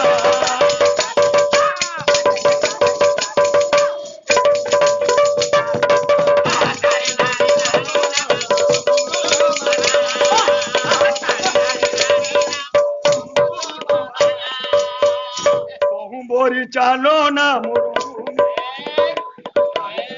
ସରି ସରି ସରି ଏତିକି ସମୟ ମୋ ପାଇଁ ଦେଇଛ ସେଥିପାଇଁ ମୁଁ ତମମାନଙ୍କ ନିକଟରେ କୃତଜ୍ଞ ହଉଛି कौन तमे बाबा। ये रसेरे तमे रसी कनु ନାଇଁ ନାଇଁ ନାଇଁ ନାଇଁ छाड़ दियो हमरो आकू चलो ଇଏ ଯୁବରାଜ रुकबण ରୁକ୍ମଣ हो रागी जाइछे କ୍ରୋଧାନ୍ୱିତ ହେଇଛ ନା रागी जाइछे ମୁଁ କୃଷ୍ଣଙ୍କ ପାଇଁ କହିଲି आ नो କୃଷ୍ଣଙ୍କର ରୂପରେଖ କିଛି ନାହିଁ हे ସେଇଟା ଗୋଟା କଳିତାଙ୍ଗନ ପ୍ରକାର ପ୍ରତୀକ ରୁଚିରା ତୋର ଯୋଉ କୃଷ୍ଣ ବେଶ ଗୋକୁଳ କୂଳରେ ଯେ ଅବତାର ନେଇଛି ନେଇଥିଲେ ସେ ସିଏ ହେବନି ହେ ଏଟା କାଳିଆଟା ମୋ ଭଉଣୀ ଗୋରା ওটা কালিয়া পুরুষକୁ ମୋ ଭଉଣୀକି ମୁଁ ବିବାହ ଦେବି ଆଚ୍ଛା ବାବା ବୋଲୋ ରହ ଚାହାଇ ନା ମୁଁ ପିବି ମୁଁ ଆଗରେ ଅଛି ବାପା ହେଁ? ଏ ପୁରୋହିତ କହିଲେ ହଁ ଶିବଙ୍କୁ ଦେବା ପାଇଁ ତ ମନା କଲ ନା ଶିବ ହେବେନି ମନ୍ତ୍ରୀ କହିଲେ ଚନ୍ଦ୍ରଙ୍କୁ ଦେବା ପାଇଁ ମନା କଲ ସିଏ ବି ହେବେନି ପୁଅ ହେଁ? ମୁଁ ଏବେ କହିଲିଣି ହଁ। କୃଷ୍ଣଙ୍କୁ ଦେବା ପାଇଁ ତମେ ମନା କଲ ସିଏ ବି ହେବେନି ଆଚ୍ଛା ଗୋଟେ କଥା କହିବି କଣ ଝିଅଠି ହୁଁ। ବାପାର ଯେତିକି ଅଧିକାର ଭାଇର ମଧ୍ୟ ଭାଇର ମଧ୍ୟ ସେତିକି ଅଧିକାର ଅଛି ଅଧିକାର ଅଛି ଆଚ୍ଛା ବାପା ଓ ତମେ ତ ଜ୍ୟେଷ୍ଠ ପୁତ୍ର ବେଶ ବଡ ପୁଅ ହୁଁ ତମ ଭଉଣୀ ପାଇଁ ହଁ ତମେ କୋଉଠି ବଡ ଦେଖିଛ ହଁ ତମେ ନିର୍ବାଚିତ କର ହଁ କୁହ ପ୍ରସଙ୍ଗ ଦିଅ ବେଶ ସେଇ କଥା ଆଗରୁ କହିଥିଲେ ମୁଁ କେତେବେଳୁ କହି ସାରନ୍ତିଣି ମୋ ଭଉଣୀ ପାଇଁ ମୁଁ ନିର୍ବାଚିତ କରିକିରି ଆସିଛି। ସେ ଚୋପାଳକୁ ମୁଁ କହିବି କି ଆଜ୍ଞା ଯଦୁମଣି ମହାପାତ୍ର କହିବେ ନା ଆଉ ମନେ ପଡୁ ଭାଇନାଙ୍କୁ ପଚାରୁଥିଲି ବଇଲା ସେଦିନ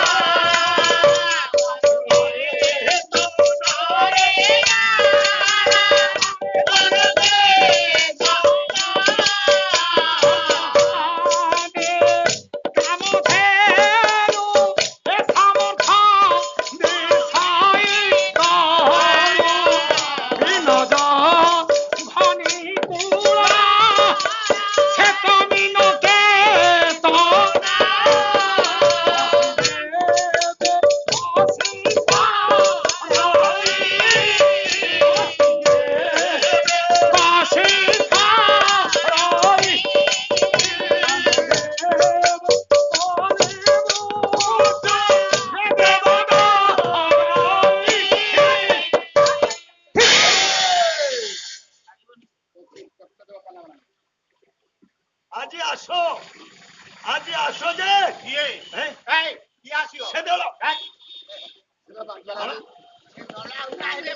ଚାହା ପିଆଇ ହବୁନି ତମକୁ ଆଜି।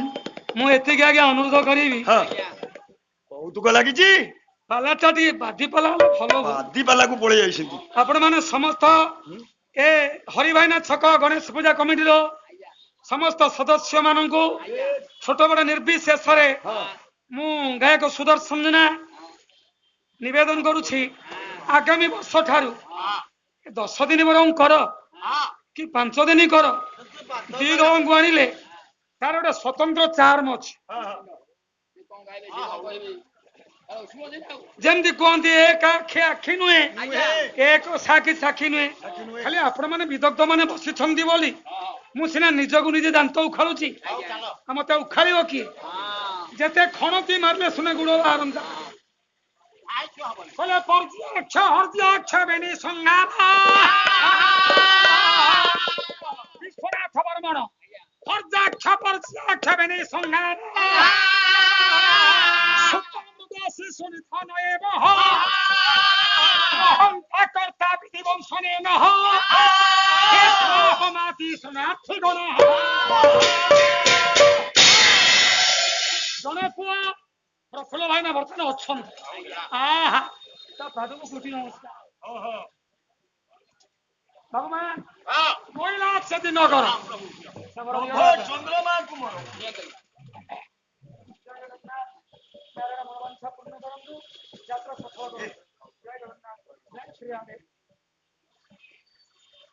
ସେଦି ଆକାଶର ଚନ୍ଦ୍ରମା ସଦୃଶ ଯିଏ ବୀରଗଣରେ କେତନ ବୀରଗଣ ମାନଙ୍କର ଯିଏ ଅଛନ୍ତି କେତନ ବୋଲନ୍ତେ ପତାକା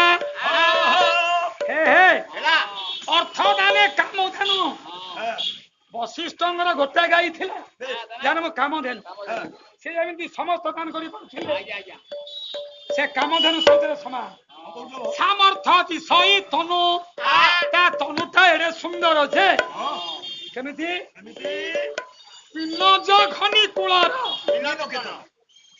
ସମସ୍ତ ନାରୀ କୂଳରେ ଯିଏ ମିନ କେତନ କଲେ 15 ଅସି ଦେବେ କଷି ଧରାଇ କଷି କହିଲେ ଖଣ୍ଡା ରାଗି କରି ଜୋରେ ଥାଳି ପକେଇଲେ ମୃତ୍ୟୁ ଦେବ ବୋଲି ମୃତ୍ୟୁ ଦେବ ଧରାଇ ମୃତ୍ୟୁଦେବ କହିଲେ ଯମ ବିଚାର କଲେ ମୋ ପାଇଁ କଣ କାଳ ଆସି ପହଞ୍ଚିଗଲା କି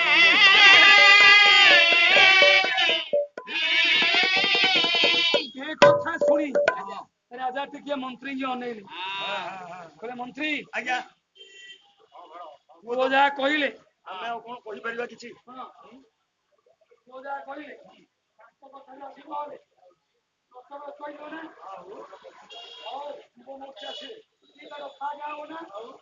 ଆସନ୍ତୁ ସେ ବଳବନ୍ତ କୂଳ ତୁରନ୍ତ ଆସନ୍ତୁ ଆସନ୍ତୁ କାଇଁ ଆମେ ମନା କରିବୁ ମାନେ ଦି କଥା ପାଇଲା ବଳବନ୍ତ ହସ୍ତିର କୂଳକୁ ଦ୍ୱିଦନ୍ତ ହସ୍ତିର ବେଶ ମରଣ ସମୟରେ ଯିଏ ଉଦ୍ଧାର କରିବାର ସାମର୍ଥ୍ୟ ଥିଲେ ଆଚ୍ଛା। ସେ ଆସନ୍ତୁ। ହଁ ଆସନ୍ତୁ।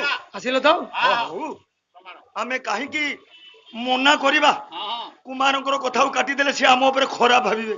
ସେ ଯାହାକୁ ନିର୍ବାଚିତ କରିଛନ୍ତି ହଁ ଉପଯୁକ୍ତ, ଆମେ କାହିଁକି ତାକୁ ଚାଳ ଦୂତ ଲେଖେ ଉଦନ୍ତ ସେ କଣ ଆସନ୍ତୁ ସେ ବଳବନ୍ତ କୂଳ ଦିଗନ୍ତ ସବୁ କଣ କି ଗାଇବ ଏ ଆଉ ସମୟ ଅଛି କି ଆଜ୍ଞା ହେଁ? ବାବୁ ମା ହଁ, ପତ୍ର ଲେଖା ହେଲା ହଁ, ଦୂତ ଉପରେ ପଠେଇଲେ। ପ୍ରବେଶ ହୋଇଛି ଦୂତ ଯାଇ ରାଜା ସେଦି ରାଜ୍ୟରେ ବେଶ ହେଲା ପତ୍ର ଦେଲେ କହିଲେ ବିବାହ ନିର୍ଯୋଗ ହୋଇଗଲା। ହେଇଯାଇଛି। ରାଜା କହିଲେ ଠିକ ସମୟରେ ଆମେ ଯାଇ ପହଞ୍ଚିବୁ, ଆପଣ ସମସ୍ତ ସଂଯୋଗ କରିଥିବେ। ସରିଗଲା ଆଜ୍ଞା। ଆଉ ଆଗକୁ ବଢେଇବା, ଆଉ ବଢେଇବା ଆଗକୁ। ରହମ ପୁଅକୁ ବରବେଶରେ ସୁସଜ୍ଜିତ କରି ଇଏ ବରବେଶ ସଜେଇ ବରଯାତ୍ରୀଗଣ ସମସ୍ତେ ଆଜ୍ଞା ବାହାରିଲେ।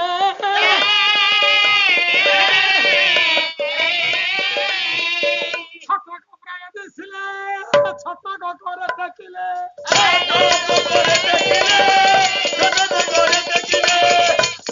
ଏ ଅର୍ଥ କିଏ କହିଲେ ଆଜ୍ଞା? ମୋର ଆଜ୍ଞା ବଳ ନା। ପଣ୍ଡିତ କହିଲେ କରିବେ।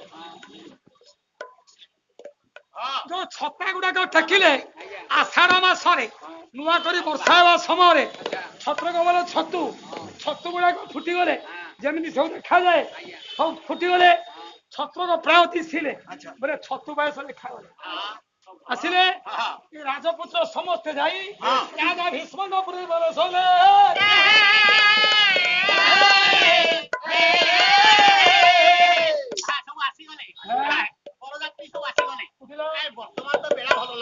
କାହିଁକି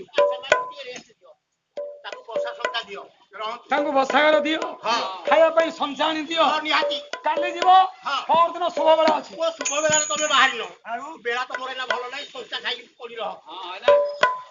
ହଉ ହଉ ହଉ କେତେବେଳକୁ ହଉଛି? ନନା ପୁଣି ଛାନ୍ଦ ସେ କଳ୍ପ ପିଇବାରେ କଳା କଳ୍ପରେ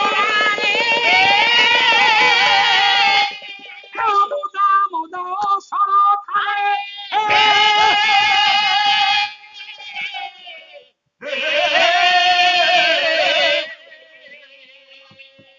ଏ କଳା କଳ୍ପନାକୁ ହେ ବିଦଗ୍ଧ ସାମନ୍ତ ମଣ୍ଡଳୀ, ଆପଣ ମାନେ ଟିକେ ମଜା କହିଲେ ହୃଦୟକୁ ତା ଭିତରେ ମଜା ହେଇଛି।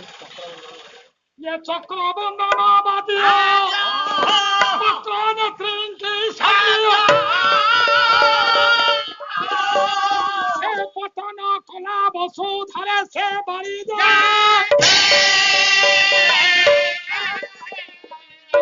ସେ ବାଳିଦି ପ୍ରତିନିଧି বাড়িকে বহিলা তৎকা ইয়ে তহি হইলে মেলা ইয়ে সখী কুল কুল আজর ধন জল শৃঙ্খল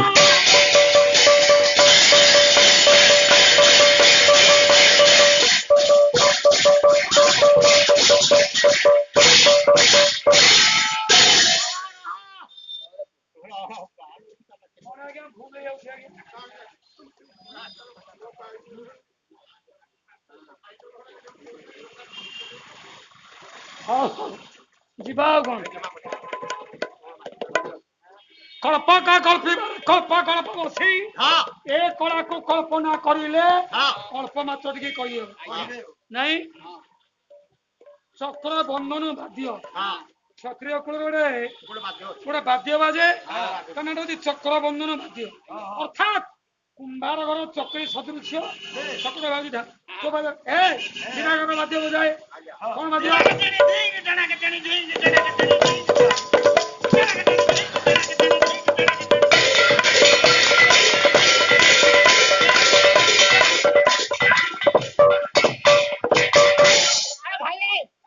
ଖାଲି ବାଦ୍ୟ ବଜାଉತಾರೆ ବୋହୁ କାହିଁ ପୁଅ ଆସିକି ବସିଲାଣି କିଛି ହେଲା। ଆରେ ବୋହୁକୁ ଡାକ, ବୋହୁକୁ ଡାକ। କଲେ ରସା ରସାଧି ପରସାଧି ପତେ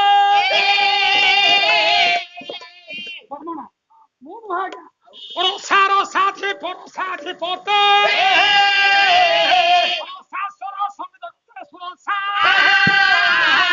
ସରସ ସାଙ୍ଗିନୀ ସଙ୍ଗିନୀ ସଙ୍ଗ ଶ୍ରୂୟତେ ଶ୍ରମନାଥ କୀର୍ତ୍ତନାଥ ଭକ୍ତି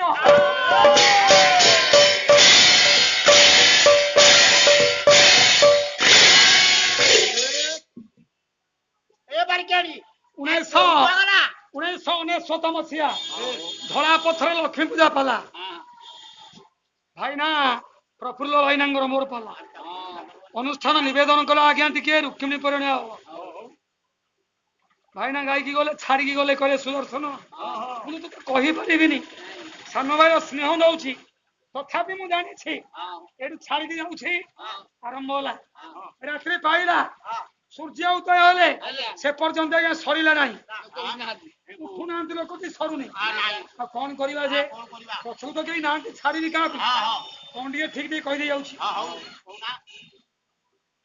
ରସା ସୁରସା ରସା ଲନ୍ଦେ ପୃଥିବୀ ସୁରସା ଉତ୍ତମ ରସା ରସ ଜାତିରେ ଯିଏ ଆଲ୍ଲାହ ସତ୍ୟର ସମୟ ଯିଏ ମା ଜଗତ ମାତା ସଖୀ ମାନଙ୍କୁ ସଙ୍ଗରେ ନେଇ ବିଦ୍ୟାଳୟ ଉପରେ ଭ୍ରମଣ କରୁଥିଲେ ଡାକିଲେ ସଖିଲ ସଖୀ ଶୁଣିଲି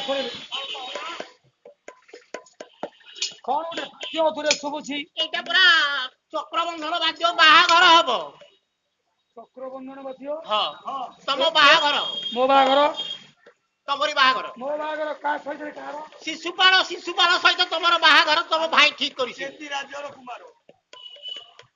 ସେଥିରାଜ୍ୟର ରାଜା ଧର୍ମଘୋଷଙ୍କର ଜ୍ୟେଷ୍ଠ ପୁତ୍ର ଶିଶୁପାଳ ସହିତ ମୋ ବାହାଘର ଏଇ ବାଦ୍ୟ ବାଉତି ପରା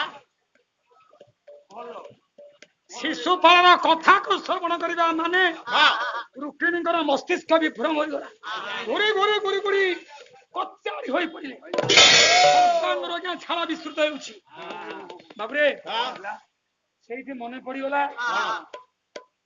ଯୋଉଦିନ ଆମେ ଫୁଲ ବଗିଚାରେ ବୁଲୁଥିଲେ ନାରଦ ଆସି ପ୍ରବେଶ ହୋଇଥିଲେ ବାବୁ ନାରଦଙ୍କୁ ଦେଖି ପ୍ରଣାମ ଜଣେଇଥିଲେ ବାବୁ ପୁଣି ପଛକୁ ପଳେଇଲେ ପୂର୍ବାପର ସମ୍ବନ୍ଧ ଆସିବ ନା ହେ ନାରଦ ଆସି ପ୍ରବେଶ ହେଲେ ନାରଦଙ୍କୁ ଦେଖି ରୁକ୍ମିଣୀ ସଖୀ ମାନଙ୍କ ସହିତ ନାରଦଙ୍କୁ ନମସ୍କାର କରିଲେ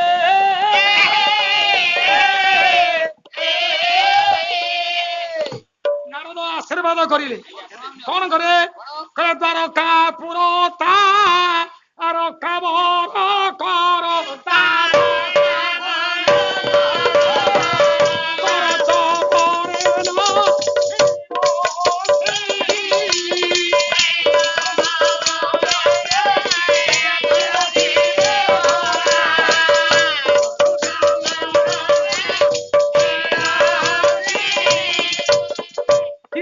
କରି ହବନି ଆଜ୍ଞା ନେତ୍ରୀ ଖଙ୍ଗରାଠି ନେତ୍ରୀ ପୁତ୍ରୀ ତୁ ହେବୁ ତା ପଟ ମହିଷୀ ମୁଁ ଆଶୀର୍ବାଦ କରୁଛି ଦ୍ୱାରକାପୁର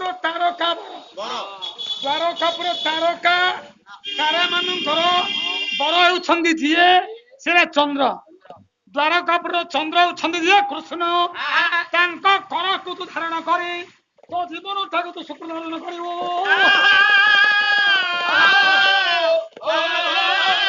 ଆଶୀର୍ବାଦ କରୁଛି ତୁ ହେବୁ ତା ପାଟ ମହିଷୀ ହେ ଝିଅ ମୁଁ କଲ୍ୟାଣ କରୁଛି ଦ୍ୱାରକାପୁର ଠାକୁର ଯିଏ କୃଷ୍ଣ ତୁ ତାଙ୍କ ପାଟ ହେବୁ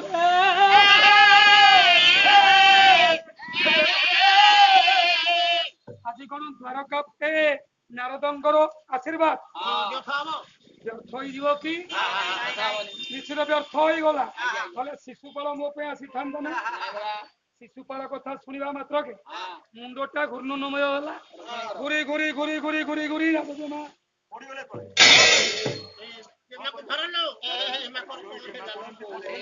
ସେ ବାରି ଆଖି ପଦ୍ମାକ୍ଷୀ ରୁକ୍ମିଣୀ ବାରିଧି ପ୍ରତିନିଧି ଝାଳ ବାରିଧି ବୋଇଲେ ସମୁଦ୍ର ସମୁଦ୍ର ଜଳ ଲୁଣିଆ ଲୁଣି ଜଳ ଗୁଡାକ ସାରା ଝାଳ ସବୁ ବହିଗଲା ବାରିକି ବହିଲା ସମୁଦ୍ର ଜଳର ଅଛି ଯେମିତିକା ସେ ଝରି ପଡୁଛି କି কহি হইলে মেল সখী কুল আকুল রোদন চর অশ্রু ওহো সমস্ত সখী মানে ଏ ଦୁଃଖକୁ ଦେଖି ସମସ୍ତେ କାନ୍ଦି ପକେଇଲେ ସମସ୍ତଙ୍କର ଆଖିରୁ ଲୁହ ବୋଲୁଛି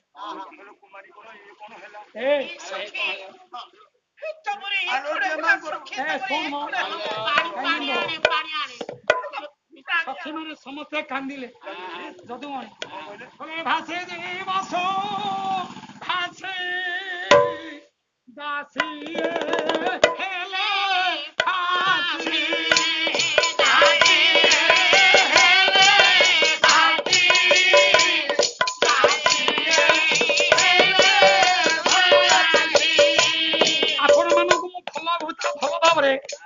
ଚେତଇ ଦଉଛି ମୁଁ ତ ଆଜ୍ଞା ଚେତନାଶୀଳ ବ୍ୟକ୍ତି ନୁହେଁ ତଥାପି କହିଦଉଛି ଯୋଉ ରସକୁ ଯୋଉ ସ୍ୱର ଆଜ୍ଞା ଦରକାର କଣ କହିଲେ ଇଏ ଭାସେ ବସୁ ଭାସେ ଦାସୀ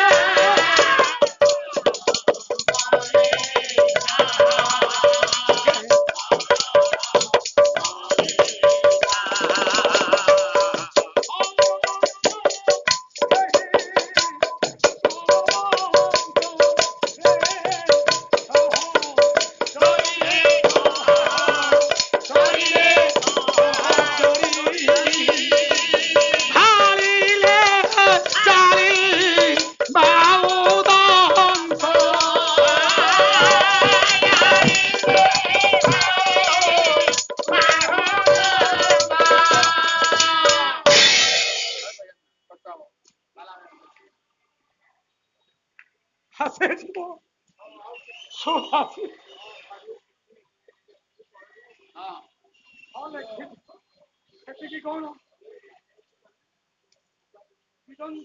ମରଣ ସମୟରେ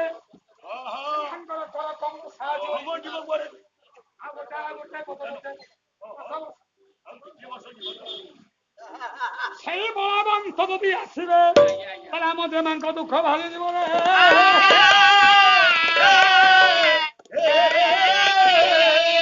ଆଉ ଧାଡ଼ିଏ କହିଲେ ଭାଜି ଜୀବନ ଦୁଃଖ ভাজিব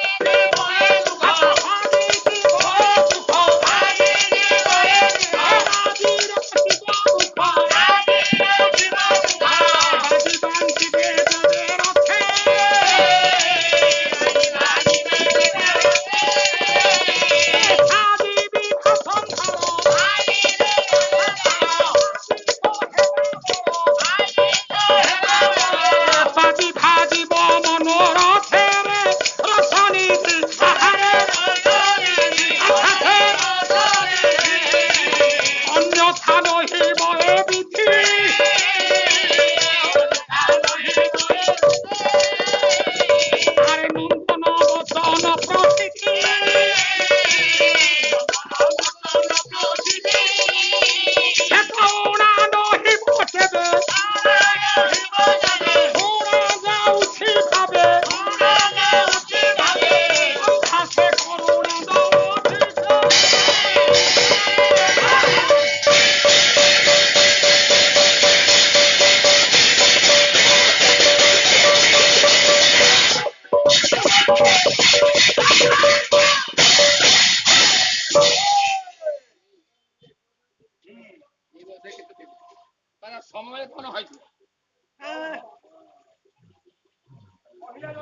ଏ ଦୁଃଖ ଭାଜି ଯିବ ଯେ କେମିତି କହିଲୁ ଖଣ୍ଡେ ଚିଠି ଲେଖ ଲେଖିଲେ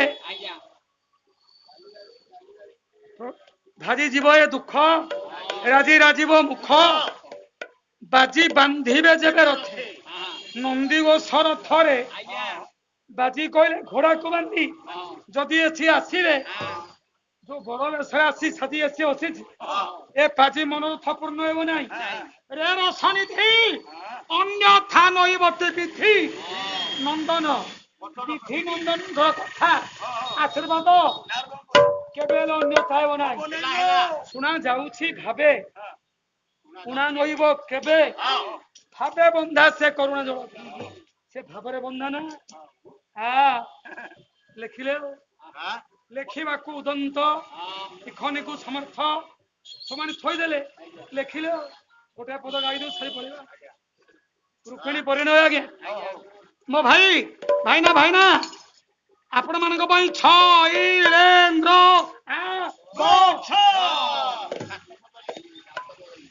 ନିଗମ ବାଣୀ ତାର ଫୁଲ ଭାସି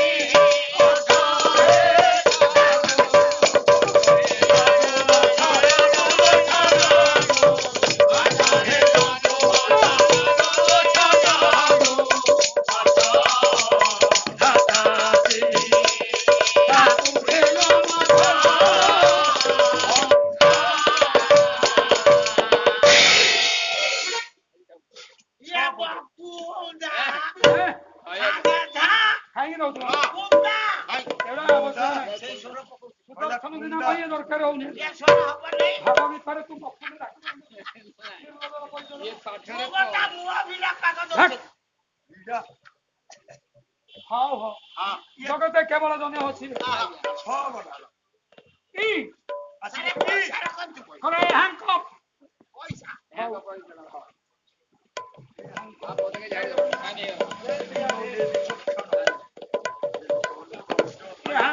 পরিত্রাণ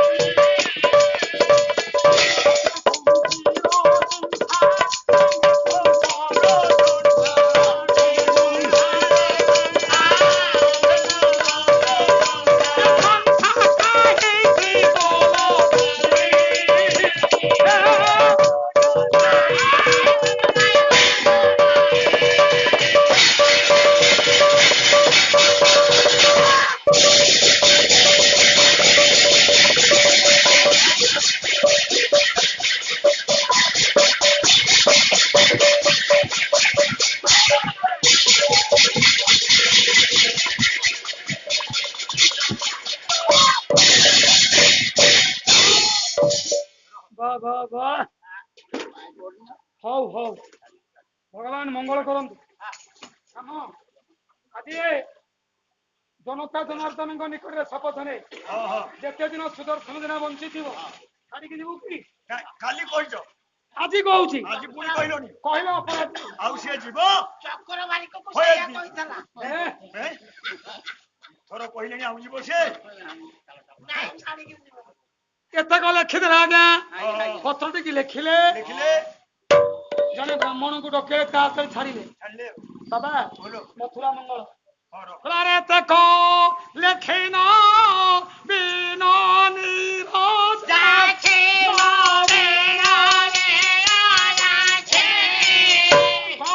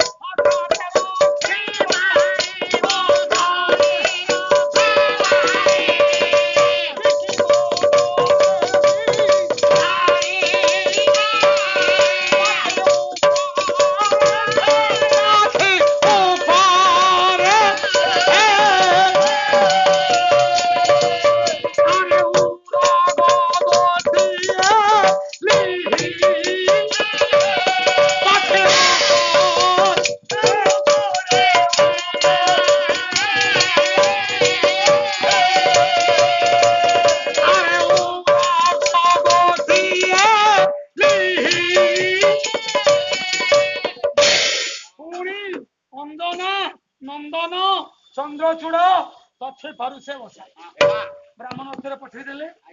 ଭଗବାନ କୃଷ୍ଣ ଅଛନ୍ତି ଦ୍ୱାରିକାରେ। ବିପ୍ର ପହଞ୍ଚିଲେ, ପତ୍ର ପାଠ କରିଲେ, ସାନ୍ତ୍ୱନା ଦେଲେ, କହିଲେ ତମେ ଯା। ଠିକ ସମୟରେ ଦେବୀ ମନ୍ଦିରରୁ ବନ୍ଦାବନ ସମୟରେ ମୁଁ ରୁକ୍ମିଣୀକୁ ଉଠେଇ ଆଣିବି।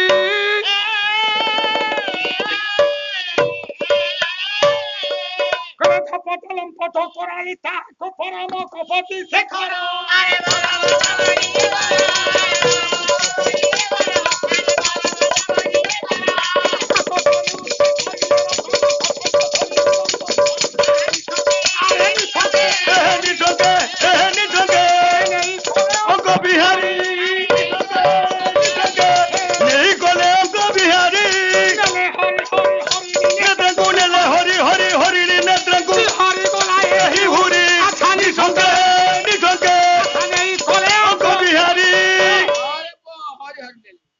হরি হরি নেত্রাঙ্গ হরি নেলে সরিগলা আজ্ঞା। ଶିଶୁପାଳ ଶିଶୁପାଳ ଇଏ ହଉଛି ରୁକ୍ମିଣୀ ପରିଣୟ। ଶିଶୁପାଳ ଆଜ୍ଞା ସରିଗଲେ ନାକି ଆଜ୍ଞା। ଲଜ୍ଜା ପାଇଁ ଶିଶୁପାଳ ଚାଲିଲା ତପସ୍ୟା କରିବା ପାଇଁ। ହଉ ଗୁଣ ବି ସାରା ବିଦଗ୍ଧ ମଣ୍ଡଳୀ ମାନଙ୍କୁ ଜଣାଇ କଣ